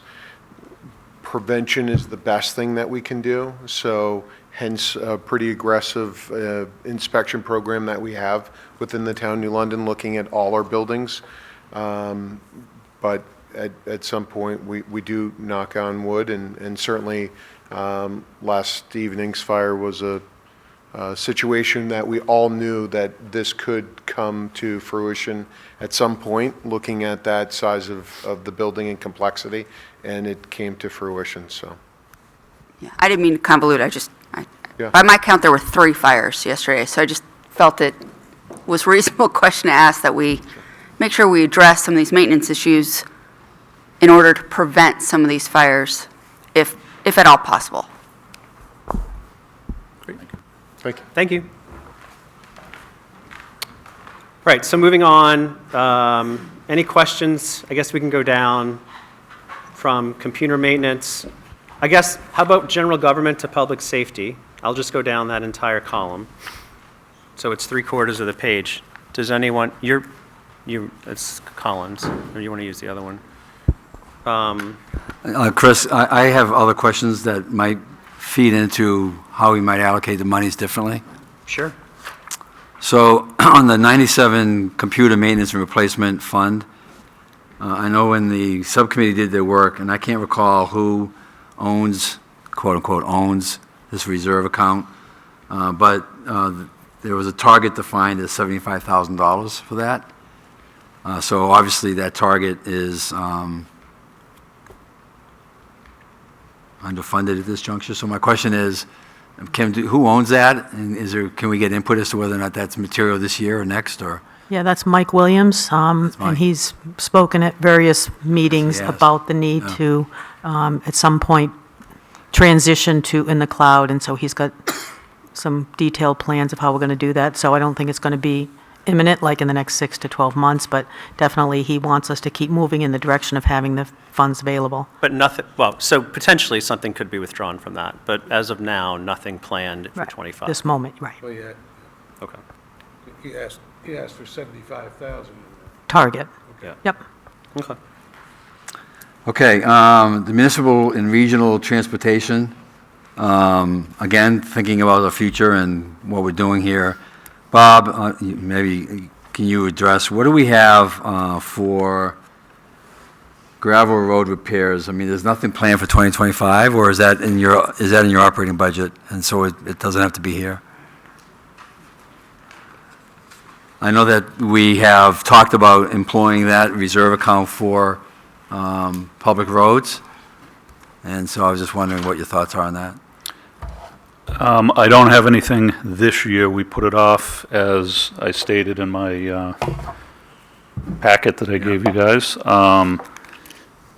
I do have Whitney Brook planned for 2026. We have culverts that I'd like to address before we even think about doing anything, just so it can settle out. Other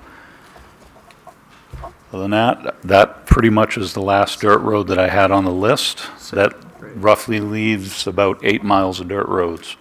Oh, is that right? Yeah. Okay. After Whitney Brook? Not counting Whitney. Okay. But keep in mind, that's almost equivalent for like grading. You know, if you Yep. double it, it's Yep. actually more than double, because you have to make usually three, sometimes four passes. passes to Yep. get the crown in it, so. And there's no plans for those 8 miles on your work plan? No. Okay. Thank you. I get a lot of feedback about dirt roads that we do pave. Some of the people who live on them actually like their dirt roads. I know, I've heard that, So. yeah. These people are crazy. I think Whitney Brook is one of the ones that you get feedback on. Does anyone else have any questions on general government down to public safety? Yeah, I do. Charlie? This is in regard to the energy projects, and Jamie Hess's memo that is outlining what some of the implications are from implications and opportunities of going to solar and purchasing the current arrays. And his proposal, I believe if I've interpreted it correctly, is in the 26 and 27 fiscal years respectively asking for $82,500 each of those 2 years, with the intent to be in a position sufficiently with capital reserve to make the acquisition of the solar panels. And I think he did a great job presenting that, and the ROI on it. I guess my question is that the total purchase that I thought he had in mind was $275,000 or something around like that, if I'm not 260 mistaken. something, yeah. So with that addition, we'd get closer to the total purchase price a lot sooner than what he's suggesting. But for this fiscal year, there's no value in putting additional dollars in. So with that lease program, I don't remember in the contract, but it was for 5 years or 6 years, and so you lease the panels for that long, and then you have the opportunity to purchase. At that then appraised So my price. assumption is he's not asking for that money this year, since he won't need it till 26. All right, got it, yeah. That's really not, he did come to the Board of Selectmen, and they can certainly correct me. He did propose spreading that cost out over 2 years, potentially 3, and I was hoping he'd be here tonight, because he indicated that the first opportunity to purchase is in 2026, so we would actually have the ability in fiscal year 2025 and 2026, and depending upon when in 2026, you might actually be able to extend it into 2027. So you could have 3 reserve allocations of 55,000, or 2 next year and the following year of 82.5. So to the extent there's an opportunity for us to play around with the numbers and how we allocate them, we might take that into consideration. Yep, I'm certainly not opposed to that. I guess I'll ask BB what the think it's- selectmen's thoughts were. It's on our radar. We're very well aware of it. There's a thought process of, is this something that we might consider bonding at that point, or is it a consideration to put money in reserves? And again, I believe that we're going to be revisiting some of these deposits in the reserves in light of that new information from the library. So it's on our radar, something we're absolutely 100% in favor of. Yeah. So, So 100% chance next time we see this when we vote, these numbers will be different. a chance, yeah. Yeah, okay. When is the select board next meeting for that? Next Thursday. Oh, you have one next week? Okay. We just added one. Okay. So I think it's a great point. I think it's something we should check off and revisit when we vote. Okay. Any other? Sure, Bob, go ahead. Yeah. You're talking about being prepared, just something to keep in mind when we purchase that. I actually was talking to Kim about it. There will be some sort of maintenance involved with that moving forward, so that's something we probably ought to be thinking about as well. Bob, just one question, please. Looking at the town-owned generators, are they reflected here, or is that a? I believe I listed, I think there's one in there, 2026 for the fire department. Okay. But you and I need to sit down too and talk about some possible Funding grant sources. opportunities, Yeah. if possible. Okay. Yep. I also was aware that the Energy Commission or committee was, they have other projects that they were going to be asking money for. I don't know if the selectmen were aware of that. That was actually fairly substantial, like a $700,000 request. Correct. That goes along with the commitment to be no electricity by 2030. So yes, he proposed to us, I think it's a $900,000 $900,000. price tag, yeah. Okay. That just hasn't gotten to further discussion. but- Correct. Okay. I just wanted to comment on the town records, digitization. It's been a bouncing ball. This is the year to do it versus is that an item we would consider deferring for future?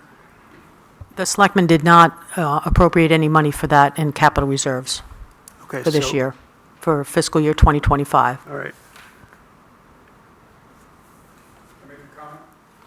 Sure. I know you're not going to vote on any final numbers, they've got to go back and forth, but I would suggest, again, at the last meeting, I talked about some other tools in our toolbox. We know what's coming down the road with solar panels, it's somewhere closer to $300,000 in a couple of years, 260, whatever it is, and then another 700,000. I think it's probably one of the more appropriate situations, without affecting the tax rate this year, to think about selectmen as well as budget committee, a warrant article that maybe does put away a couple of $100,000 from surplus funds from fiscal year '24. I suggest we will have, and again, it's got to be worded in a fashion that if there is a surplus up to perhaps $200,000 or so being put into that fund. It's something I talked about. I think this is one of the items we know is coming down the pike. We know sidewalks are coming down the pike. So there's other opportunities where you can implement that method. And it's a reasonable method that doesn't affect the tax rate coming down for '25. Great. No complaints from me about solar. Great. Let's see, anything else before we move to public safety? Oh, sorry, we have folks on the public. Yes. Come and speak. Just give us your name. Sure, my name is Karen Epstein. Karen. And I guess I have a question, just hearing the conversation about expenditures for expanding solar capacity. Is there a way to, because I'm coming at this cold, in terms of what I'm hearing is expenditure. I'd really be curious, what would be the forecasted savings? What's the alternative for us not to buy? And what's the trade-off? Yeah. And also, just further elaboration on what would be the maintenance or the associated incremental maintenance expense that the town would be undertaking. Sure. Well, I can't give you specific numbers. I'm sure we could find them for you. Obviously, we've started to lease solar panels to help Right. reduce the electrical cost. Now, we pay a fee for that, the Right. town does. And then you have the option to buy those solar panels later, which would, in the hopes of that would be to reduce our electricity expenses significantly. So I don't know the exact money we would save. I know the Energy Commission has that figured out. Yeah. Jamie gave a price of $2,800 a month income that the town would get once we purchase those solar panels, with the idea of the solar panels paying for themselves in a period of about 10 years. So you say income, I'm not, So you get credits You sell the you would actually be selling that solar back to the public utility, and they would, based on sunshine and energy that the sun produces that we're able to generate and then sell, you're actually making money from the solar panel. is there a way to kind of put that down on paper? Just wondering, because these are really Yeah, sure. large. I think we numbers we're can talking look about. to showing what that is. And then the idea is that they pay for themselves over a period of time. Right, So then under you're certain eventually assumptions. generating free electricity. Yeah, whenever I hear the word free, it's just my, life experience, free, what are the numbers that go Yeah, behind free? absolutely. So that's what I'm asking. No, great. Thank you. And I guess Bob could speak to any estimations on what the maintenance would be and how much it would cost? Not really. Okay. There you go. Do you think we can get Jamie to attend our next meeting? I think we would hope that when we do our final voting, if we have time, maybe we won't get through everything tonight, but yeah, I mean, we can request that he comes and talks about that. Sure. Sure you would. He loves to talk about it. Yes. Wealth of knowledge, that guy. Okay, how about let's move to public safety. Any questions on public safety? So fire truck vehicle fund, or fire vehicle fund, sorry, Chair.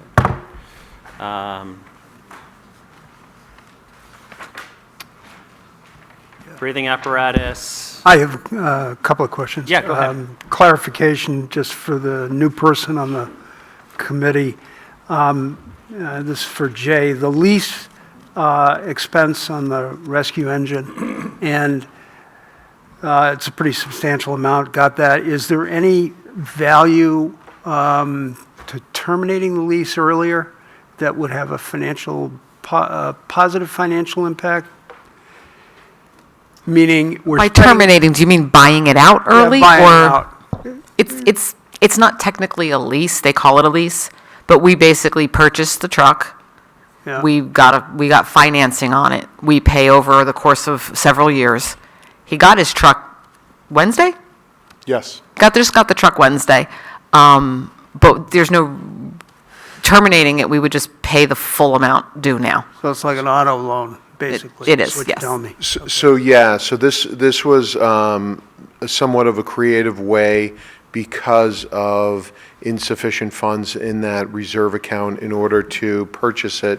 We took the balance that was in the reserve account, applied that to the cost, and then, yes, there would be contingent upon years and interest rates to save, but it was really negligible when we looked at it between 2 years, 3 years, 5 years, as far as the payment, but that did fluctuate. But at that time, the select board made the determination, I believe it was a 3-year lease to own. Is that correct? 5-year? Okay. Third payment, yeah. So Lynn, but I think to Charlie's point, theoretically, on any of these purchases, you could always choose to buy them off early if we put more We could, funds yes. to do that. Yes, We certainly could, and I'd be happy to look at that as far as if there's a suggestion or recommendation, as far as, do we look at that this coming fiscal year? Or instead of a 5-year, do we look at the 4-year? So, What's the life expectancy of the vehicle?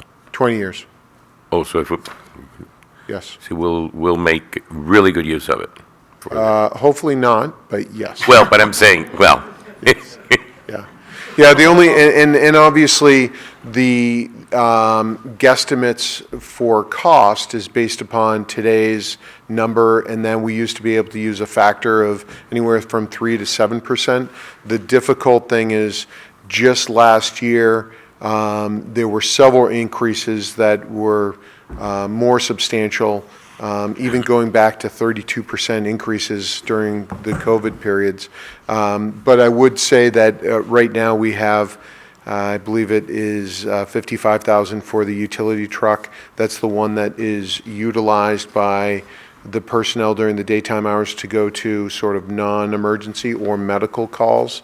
And that may, we're still waiting to get final figures, but that may increase, especially when you're looking at the cost of, and it's certainly not a Tahoe or what we purchased in the past for our command vehicle, but it does have a utility body on it.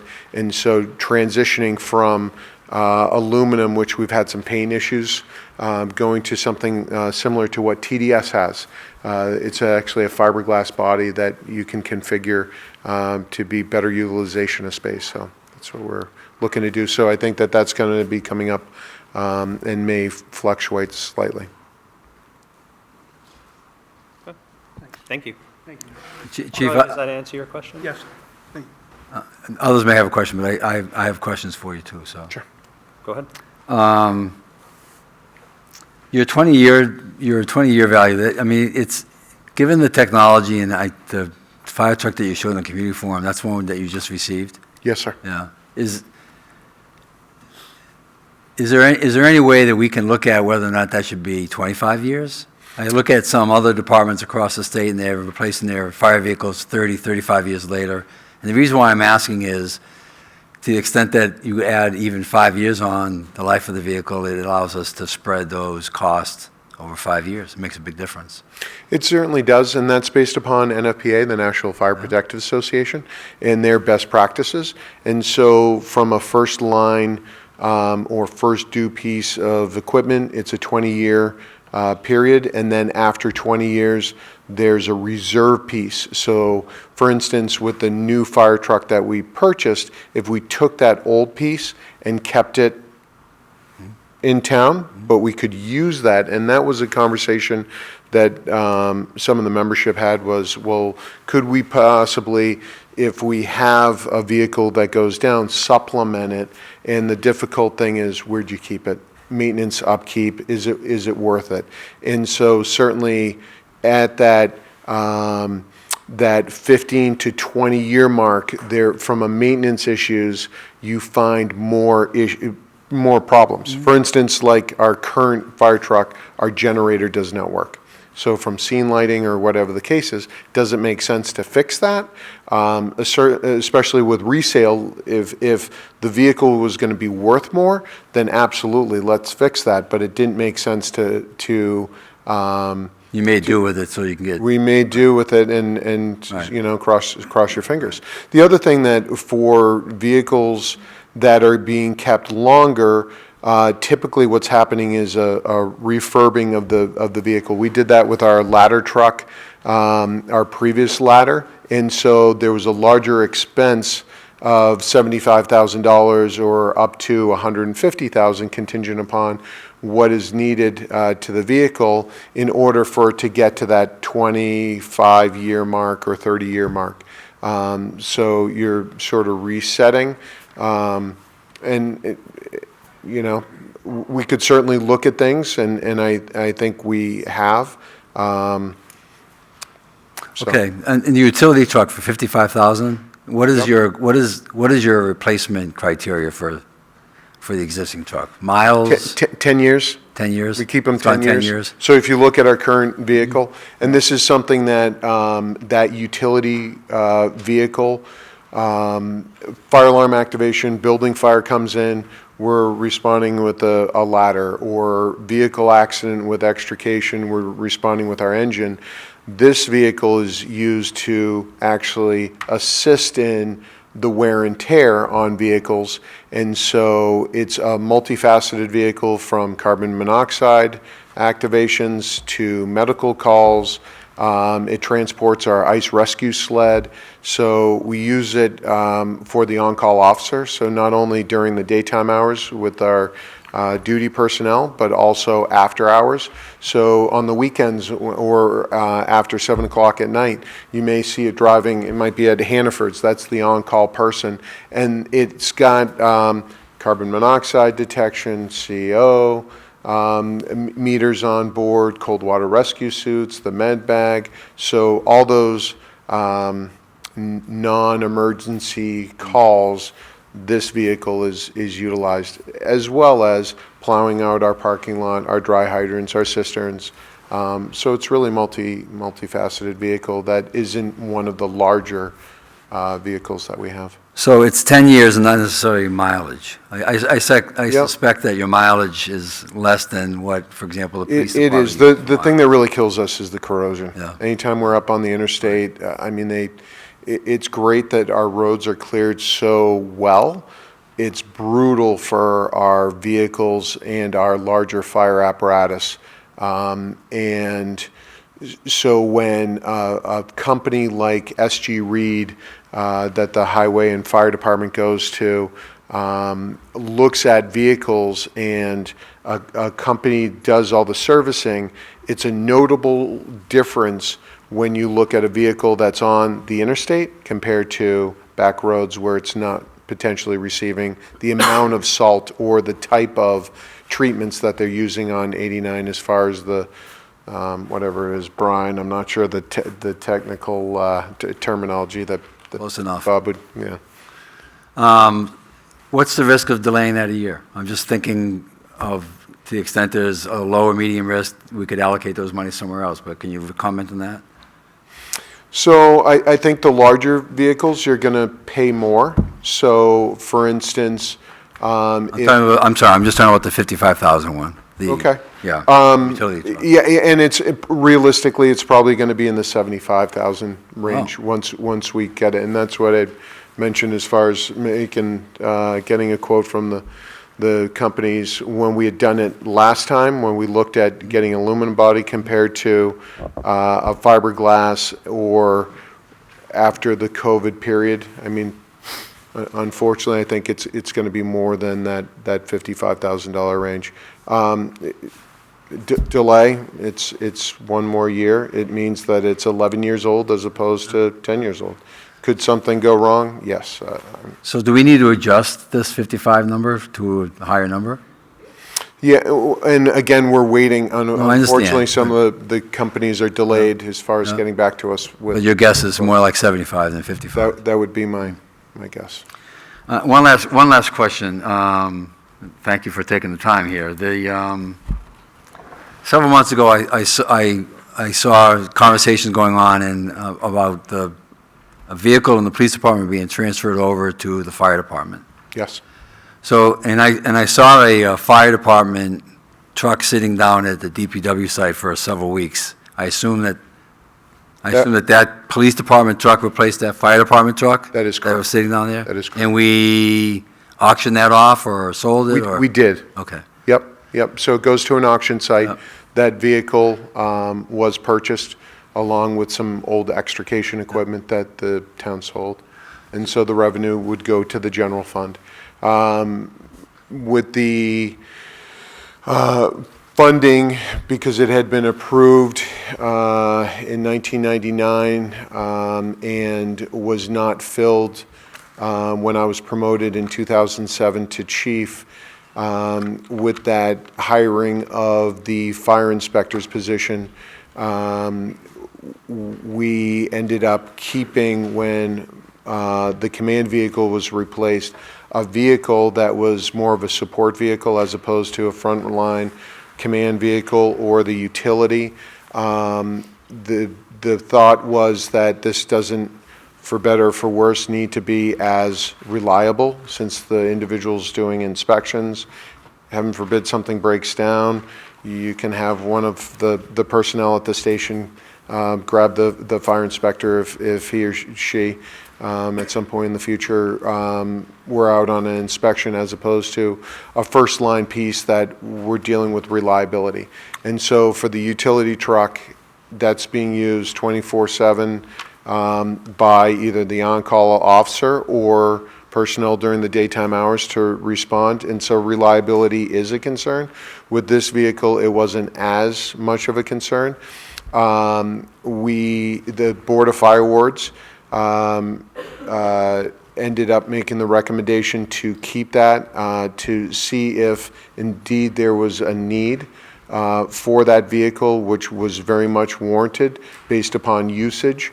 And so instead of coming to the Budget Committee and the Select Board to say, we'd like to replace that with a brand-new vehicle, and probably if we had done that, we probably would have looked at getting like a smaller Chevy Colorado or some sort of pickup truck, just because of the versatility. This vehicle, the police chief heard us having the conversation, and her recommendation was, I've got this vehicle that is going to be newer than what you currently have with less mileage, and you might be able to get some more years instead of going for a brand-new vehicle. So that was, I think he answered the second part, but I just want to be just clear. The reason why it was good for you but not good for the police department was because your use of it is not as commanding as their need for it. Yes. Is that a fair statement? Okay. Yeah, absolutely. And I think that, one of the other considerations, because the police chief did come, because we do have a command console in the back of our vehicle that was, for instance, used twice last night. And so we've had various events, whether it would be through active shooter training, whether it be through bomb threats, whether it be through other incidents of emergency nature, where you have a unified command, where you have police and fire side by side. And so when we were having this conversation and going through these various trainings, she had said, well, could I modify something or build something for my command vehicle so that if we have one of those incidents, we could be side by side. And the only issue is those command consoles are about $10,000. And so if at that point she had purchased that, because of the change of vehicles, they don't necessarily, they're not necessarily changeable, or they can't use one console for a Chevy and one console for a Dodge or for whatever, Ford, sorry. So that was the thought as far as not getting the console at that point. Thank you, I appreciate it. Sure. I just want to do a pulse check on time, because I'm sensitive to, one, it's a Friday. I moved the meeting to Friday. You all agreed. It's 7:06. We typically only go 7:07. We typically only go 2 hours. I am happy to go a little longer, but I also want to see if the committee members have pressing items that they, family, friends, a happy hour. I will buy my colleague a drink after if he would like, but I just want to see where we are. May I recommend recess at 7:30? That would take us a little bit further. I would leave it up to the other committee members to chime in what they're comfortable with. I recommend 7:15. Do you have somewhere to go? No. Okay. Just curious. I'll go to 7:30, but if we go towards 8, then I can't even hear you anymore. You got it. Let's shoot for 7:30, and we'll end it then. Okay? Which means, Kim, just pulse check real quick. If we go to 7:30, I don't know if we'll finish. Highly unlikely. Can you remind us what our next meetings are? Our next meeting would be January 24th. And on that agenda would be finishing up this if we're not finished, and then Finalize the budget. finalize budget, right? Yep. And so by then, would we have an updated budget from the selectmen? No. Oh, Because we're not meeting until the 24th. Versus Thursday, they meet Thursday. right. Yeah. To see if they could meet sooner, if we really think we're going to finish on the February, January 24th. Okay. Well, I guess I'd ask the selectmen are in the room. I guess I would ask them if that's a possibility. They're a very accommodating group, even though they're not there. Yeah. Okay. So, But we can get back Okay. to you on that. okay. So then is the budget, I understand the sensitivity of the town reports and everything like that. So I'm trying to see, because if, we could certainly meet next week and go through the rest of this, but I don't feel comfortable having people vote on a final budget when we don't have the selectmen's final budget, right? And an opportunity to potentially reconcile. Okay, so I can talk to them. They potentially could meet sooner, but we'll have to We'll see. see. Okay. Yep. Okay. Do we really think, can we wrap this up? Is there a likelihood that we will wrap it up? I would ask people who have lots of questions if we have an opportunity to wrap it up, but I know that there are a few members who have a lot of questions. Well, I know who that's referring to, so I'll address that. No, I only have a few questions left. I do want to make sure, though, and it can be next week, that we spend some time talking about the possibility for our future accommodations through surplus articles on the warrant. To affect the warrant articles for this town meeting? Yeah. I think you can make proposals on warrant articles. I mean, I'm saying that I'm looking for the Budget Committee to have that conversation as to whether or not we would want to propose articles on the warrant to address some of the more strategic initiatives like solar, like water, like sidewalks, those kinds of things that we talked about. I think without knowing what, are you suggesting that we have a lot of different warrant articles or adding money to the capital reserve? I'm suggesting we have a conversation that might hone in on one or two, like the school committee did. And, I wouldn't suggest belaboring the public with dozens of them. I think that'd be silly. Okay. But really I'm focus certainly on open to having those discussions. I just want to, Yeah. I'm looking at other budget committee members. So do we have the 31st available to us? Or- We do. I think the hope was to try and get things done prior, but we do have additional weeks available. Yep. Yeah, I mean, I think it's reasonable to have those discussions to get a pulse of the or the budget committee members on what their philosophy is, or if they're, I know some of the amendments would be changing some of the potential, well, that would go to town meeting, changing the actual usage of those capital reserves, right? Right, and the selectmen are not recommending any of those. Right, okay. And I'm fine with that. Okay. Yeah. Okay. So why don't we go for another 18 minutes? If you have questions, I'm happy to continue to go down. We had fire. Are there any more questions for Chief Fire? What about Chief Lyon for police? Sorry, I said Chief Lyon. Chief Cobb for police? My chiefs are past 7. Any questions for Chief Cobb? It's probably more Lynn than it is Chief, but, so you can save your steps, Chief. The CIP had listed tower costs in 2025 and dispatch center console replacements in 27. And they're gone now, so is that, I just want to make sure that's not a mistake. Is that purposely taken off? No, they're in mine. They're not in yours? I don't see in 2025. Under which line item? Well, the 100,000 was moved out to 2028. Okay, so. That seemed to be a miscommunication between the department and CIP. But the 350. Oh, there it is in 2028, okay. And the Right. 350 is in 2027? Yep. Okay. And so I was wondering, so maybe, Chief, you can get your steps in.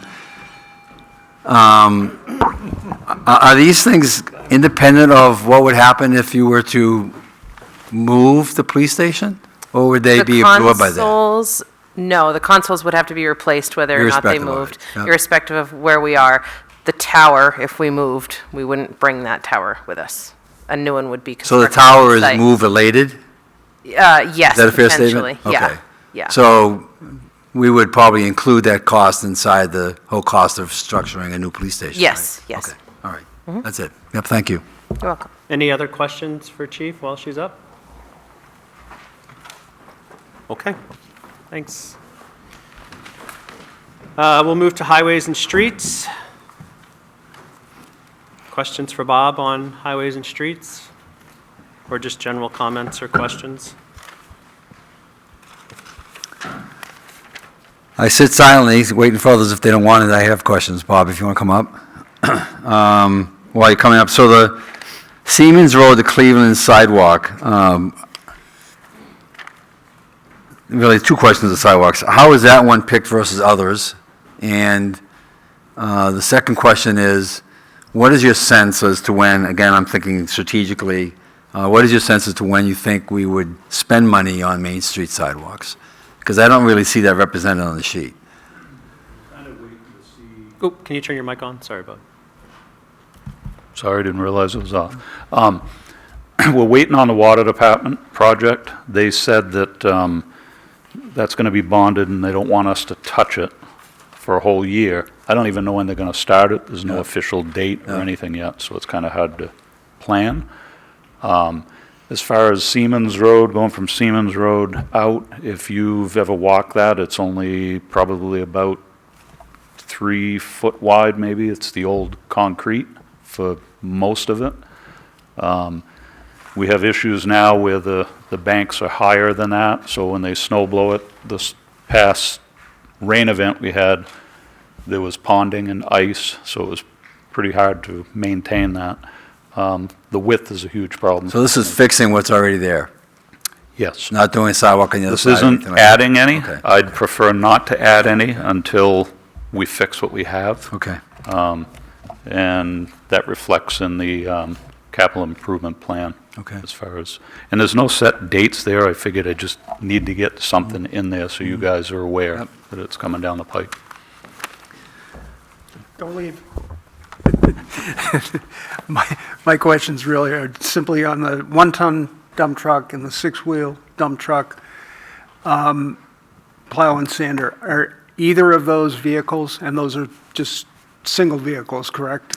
Correct. It's actually a F-550, which is a little bit bigger than 1 ton. Don't ask me why it's listed that way, but everybody thinks that's what they are. I think a dump truck's a dump truck. Yeah. That's all as far as it goes. Either of those vehicles, can we extend their life? Kim, do you have some pictures? We'll give you an idea what's going on. I'm going to say I'd rather not after looking at these trucks. Which picture do you want to see? You can do the 6-wheeler first, that's fine. Oh, looks in great shape. Or the 1 ton. That's a 1 ton. That there is the truck that we actually are using at this point. That looks like my truck. It obviously, I mean, we paint it, but we run these things in the worst possible environment. They're constantly loaded with corrosive materials. We rinse them. It's just the nature of the beast. This picture here is actually of the transfers 1 ton. No, that isn't actually. That is this 1 ton. There's another picture in there of the transfers 1 ton, which this truck is supposed to go over there for retirement and be run a little bit longer. That's their truck. So you get an idea what the bodies look like. If you look at that, you can see patches down the sides. We've patched it, and after a while, it probably will look like Colin's truck if we keep. How old are they? So the problem is the mileage on this particular truck is 88,000. That's all, huh? With all that rust? But there's a rule of thumb for anybody that works in the highway division, multiply that by 3. That's what that truck actually has for mileage because of the overloading, the wear and tear. If you want to put it on the 6-wheel truck, or just give you an idea on those, just so the budget committee is aware. I know some took tours and saw stuff, but part of the issues we have with that, this one here is a truck we are currently using. It's got a rust hole through it. It's not a substantial, it can still be in service. The issue we do have as these trucks age, this is very hard to see, but this is the pin, the main pin that holds the front of the wing on the truck. If you look to the left of that spring, you can see the round circle. I don't know if you can put the cursor on that, maybe, Kim? right there, that is a space that's worn out, so that pin can just drop right through. There was an instance 2 years ago, actually, no, a year ago, where I had to come in and go rescue one of the guys, and we had to figure out how to get the wing untangled out of the truck, and we pushed it off the end of Tracy Road and left it there for the duration until we could go back and get it. There's another picture there, just to give you an idea on the other pins.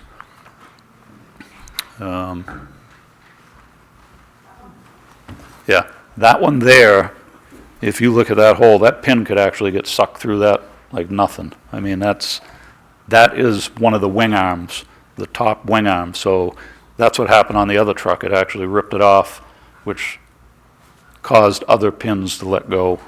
But that's what we're faced with. Does that answer your question? Zip ties. My brother would say duct tape. I'm sure we give free tetanus shots to our employees. Any other who questions? operate these vehicles. Thank you very much. Does that help you on that? All right, any other questions on highways and streets? For what it's worth, I have no more questions for you. I did see Bob Brown leave. Unfortunately, we do need to give Bob an opportunity to talk to us, in my humble opinion. So we should call him back next meeting. He just left.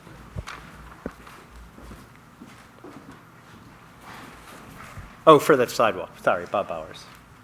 No, Bob Brown for conservation. Oh, conservation. Yeah, he had submitted something, and I just think that Yeah, we sure. owe him that courtesy. Absolutely. All right, well, let's move to culture and recreation. Any questions on culture and recreation?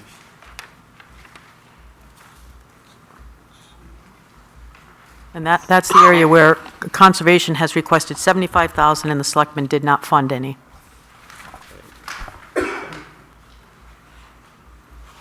And that's the email you sent out yesterday.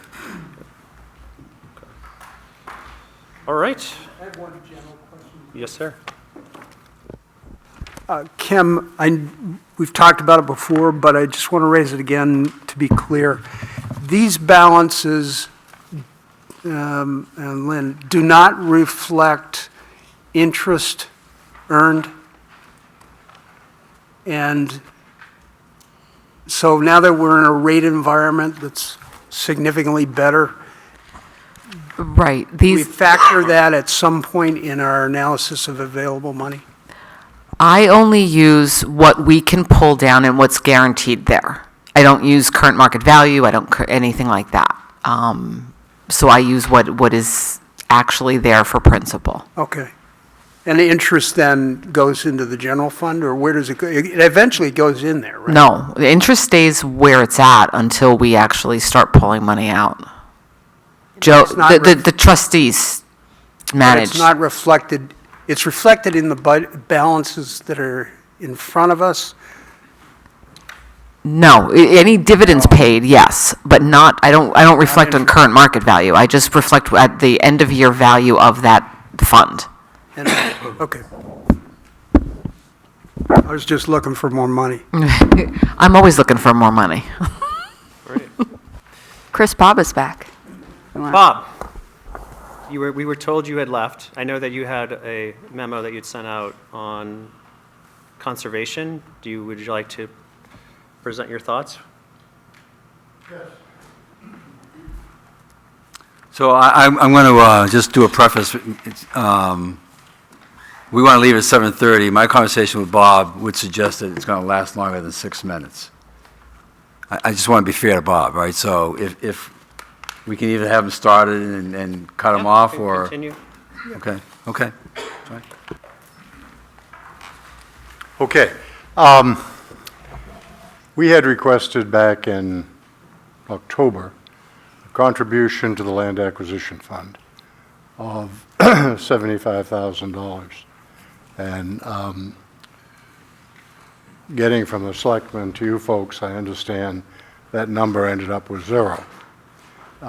So we'd like to talk about that. And is there any way that we could make a contribution in 2025? The history, and I think most of you know it, but I can go through it again. Yeah, I mean, I'll ask the committee members, the memo was sent out, I don't know if you had a chance to read it. If not, I'm happy to have you kind of give an overview of what you said. Okay, well, just to back up a little bit, the Conservation Land Acquisition Fund was created, I believe, in 1995. And the first couple of years, there was a $50,000 donation, which was a lot of money back then. It's actually still a lot of money. And then, you know, as it progressed, it went down 25, and then there was some zeros, and then we got involved, the present people in the Conservation Commission, and we felt it was really important to keep a fund available for a land acquisition. And we do have a list, and we review. Never know when they're going to come up, but we felt we needed to be prepared. And we put in some requests for $50,000. And some of those were reduced to 25, some were reduced even further to 10, some were reduced to 0. And over a period of 12 years, there were 9 contributions of 0. So that became discouraging. And I don't know whether you want to hear the background. I can give it to you real quick. But, you know, why do we need this land? Well, we preserve and conserve important properties. And that can be forest land, it can be field land, but it's about the environment, it's about recreation. And we have 32 miles of hiking trail that are used. People seem to love it. And of course, that's, I think, one of the many reasons why we all live in this town, because we have things like that. An example is Filbert Crescenti Bog. If we listen to the New Hampshire Forest Society, they have generated an initiative many, many years ago called the New Hampshire Everlasting. And what that says, in New Hampshire, all of those 234 towns, it is recommended that they preserve or conserve 25% of their land mass. And that's quite a bit. And it's difficult. In New London, we're at roughly, in round numbers, 15%. So if we want to reach 25, we have a ways to go. And it's difficult because unlike many of our surrounding towns, we don't have state parks, we don't have a Guile Forest or huge private holdings. So we're doing it the hard way. We're doing it either, some are town-owned properties, others are private property, which people have put a conservation easement on. So it will restrict development. So we're constantly looking at new sites. It's been going on 4 years now. We added 30 acres to Low Plain, right on the corner of Shaker Street. And we are working, unfortunately, it's been going on too long. There's an issue with the deed, but we're working on a parcel on the other end of Low Plain, right on the Wilmot town line. Hopefully that will happen. But we do have a list of roughly 40 parcels that we feel very important to conservation. And, you know, they're not for sale. We just wait, we monitor, watch this, talk to certain people. And in an ideal world, people would donate these parcels, but that usually doesn't happen. They might offer them at a bargain sale. You know, some people get warm, fuzzy feelings about putting their land in conservation. Other people are just looking at the development opportunities. So that's why we want this fund, we need the fund, and we would like the support to do it. Phoebe, can you just give us an idea of the discussion at the Selectmen on the reason not to fund this year conservation? No discussion at the moment. It was just, we were trying to stick with priorities with the amounts that we've put in here already, and trying to, recoup, because we had to cut that number in half last year, so it was just trying to focus on 4 or 5 different accounts that we wanted to get back into the regular rotation.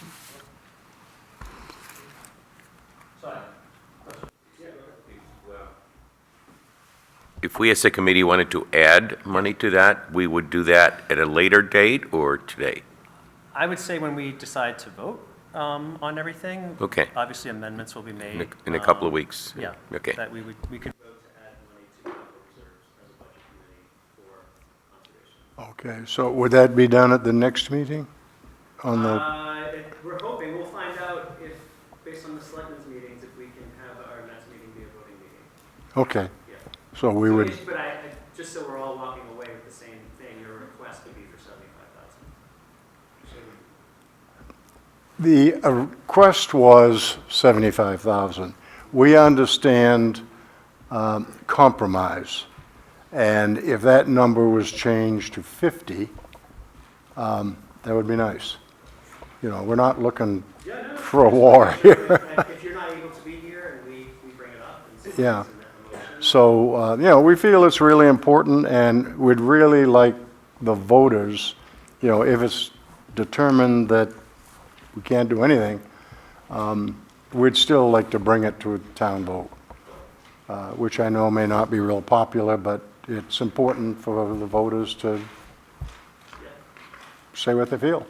Just like with buildings or houses. Yeah? Okay, any other questions? Okay. Thank you. All right, guys, additional business. I just have one request, and I'm not going to make any motion about it, but I would ask if there are committee members who email department heads and ask them for analysis, work, provide things. I just want to make sure that we as a budget committee are aware of that. What I don't want is 9 different people emailing budget heads asking for things, and that becomes unattainable and unreasonable. So I don't mind the requests, but I think we should all be made aware of what those requests are. So I would just like to ask that if you do plan to email a department head, that you would be kind enough to email the entire committee what those questions are. So we all have an understanding of what that is. The other option could be we could vote to say, this would be a process, and I don't want to do that, but I'm also, I understand that they're getting asked a lot of questions. And also, when individual members ask for these things, that's because an individual member wants information. It does not mean that the budget committee necessarily agrees with that or wants that same information. So I just want to make sure individuals aren't speaking for the budget committee, they may be speaking for themselves.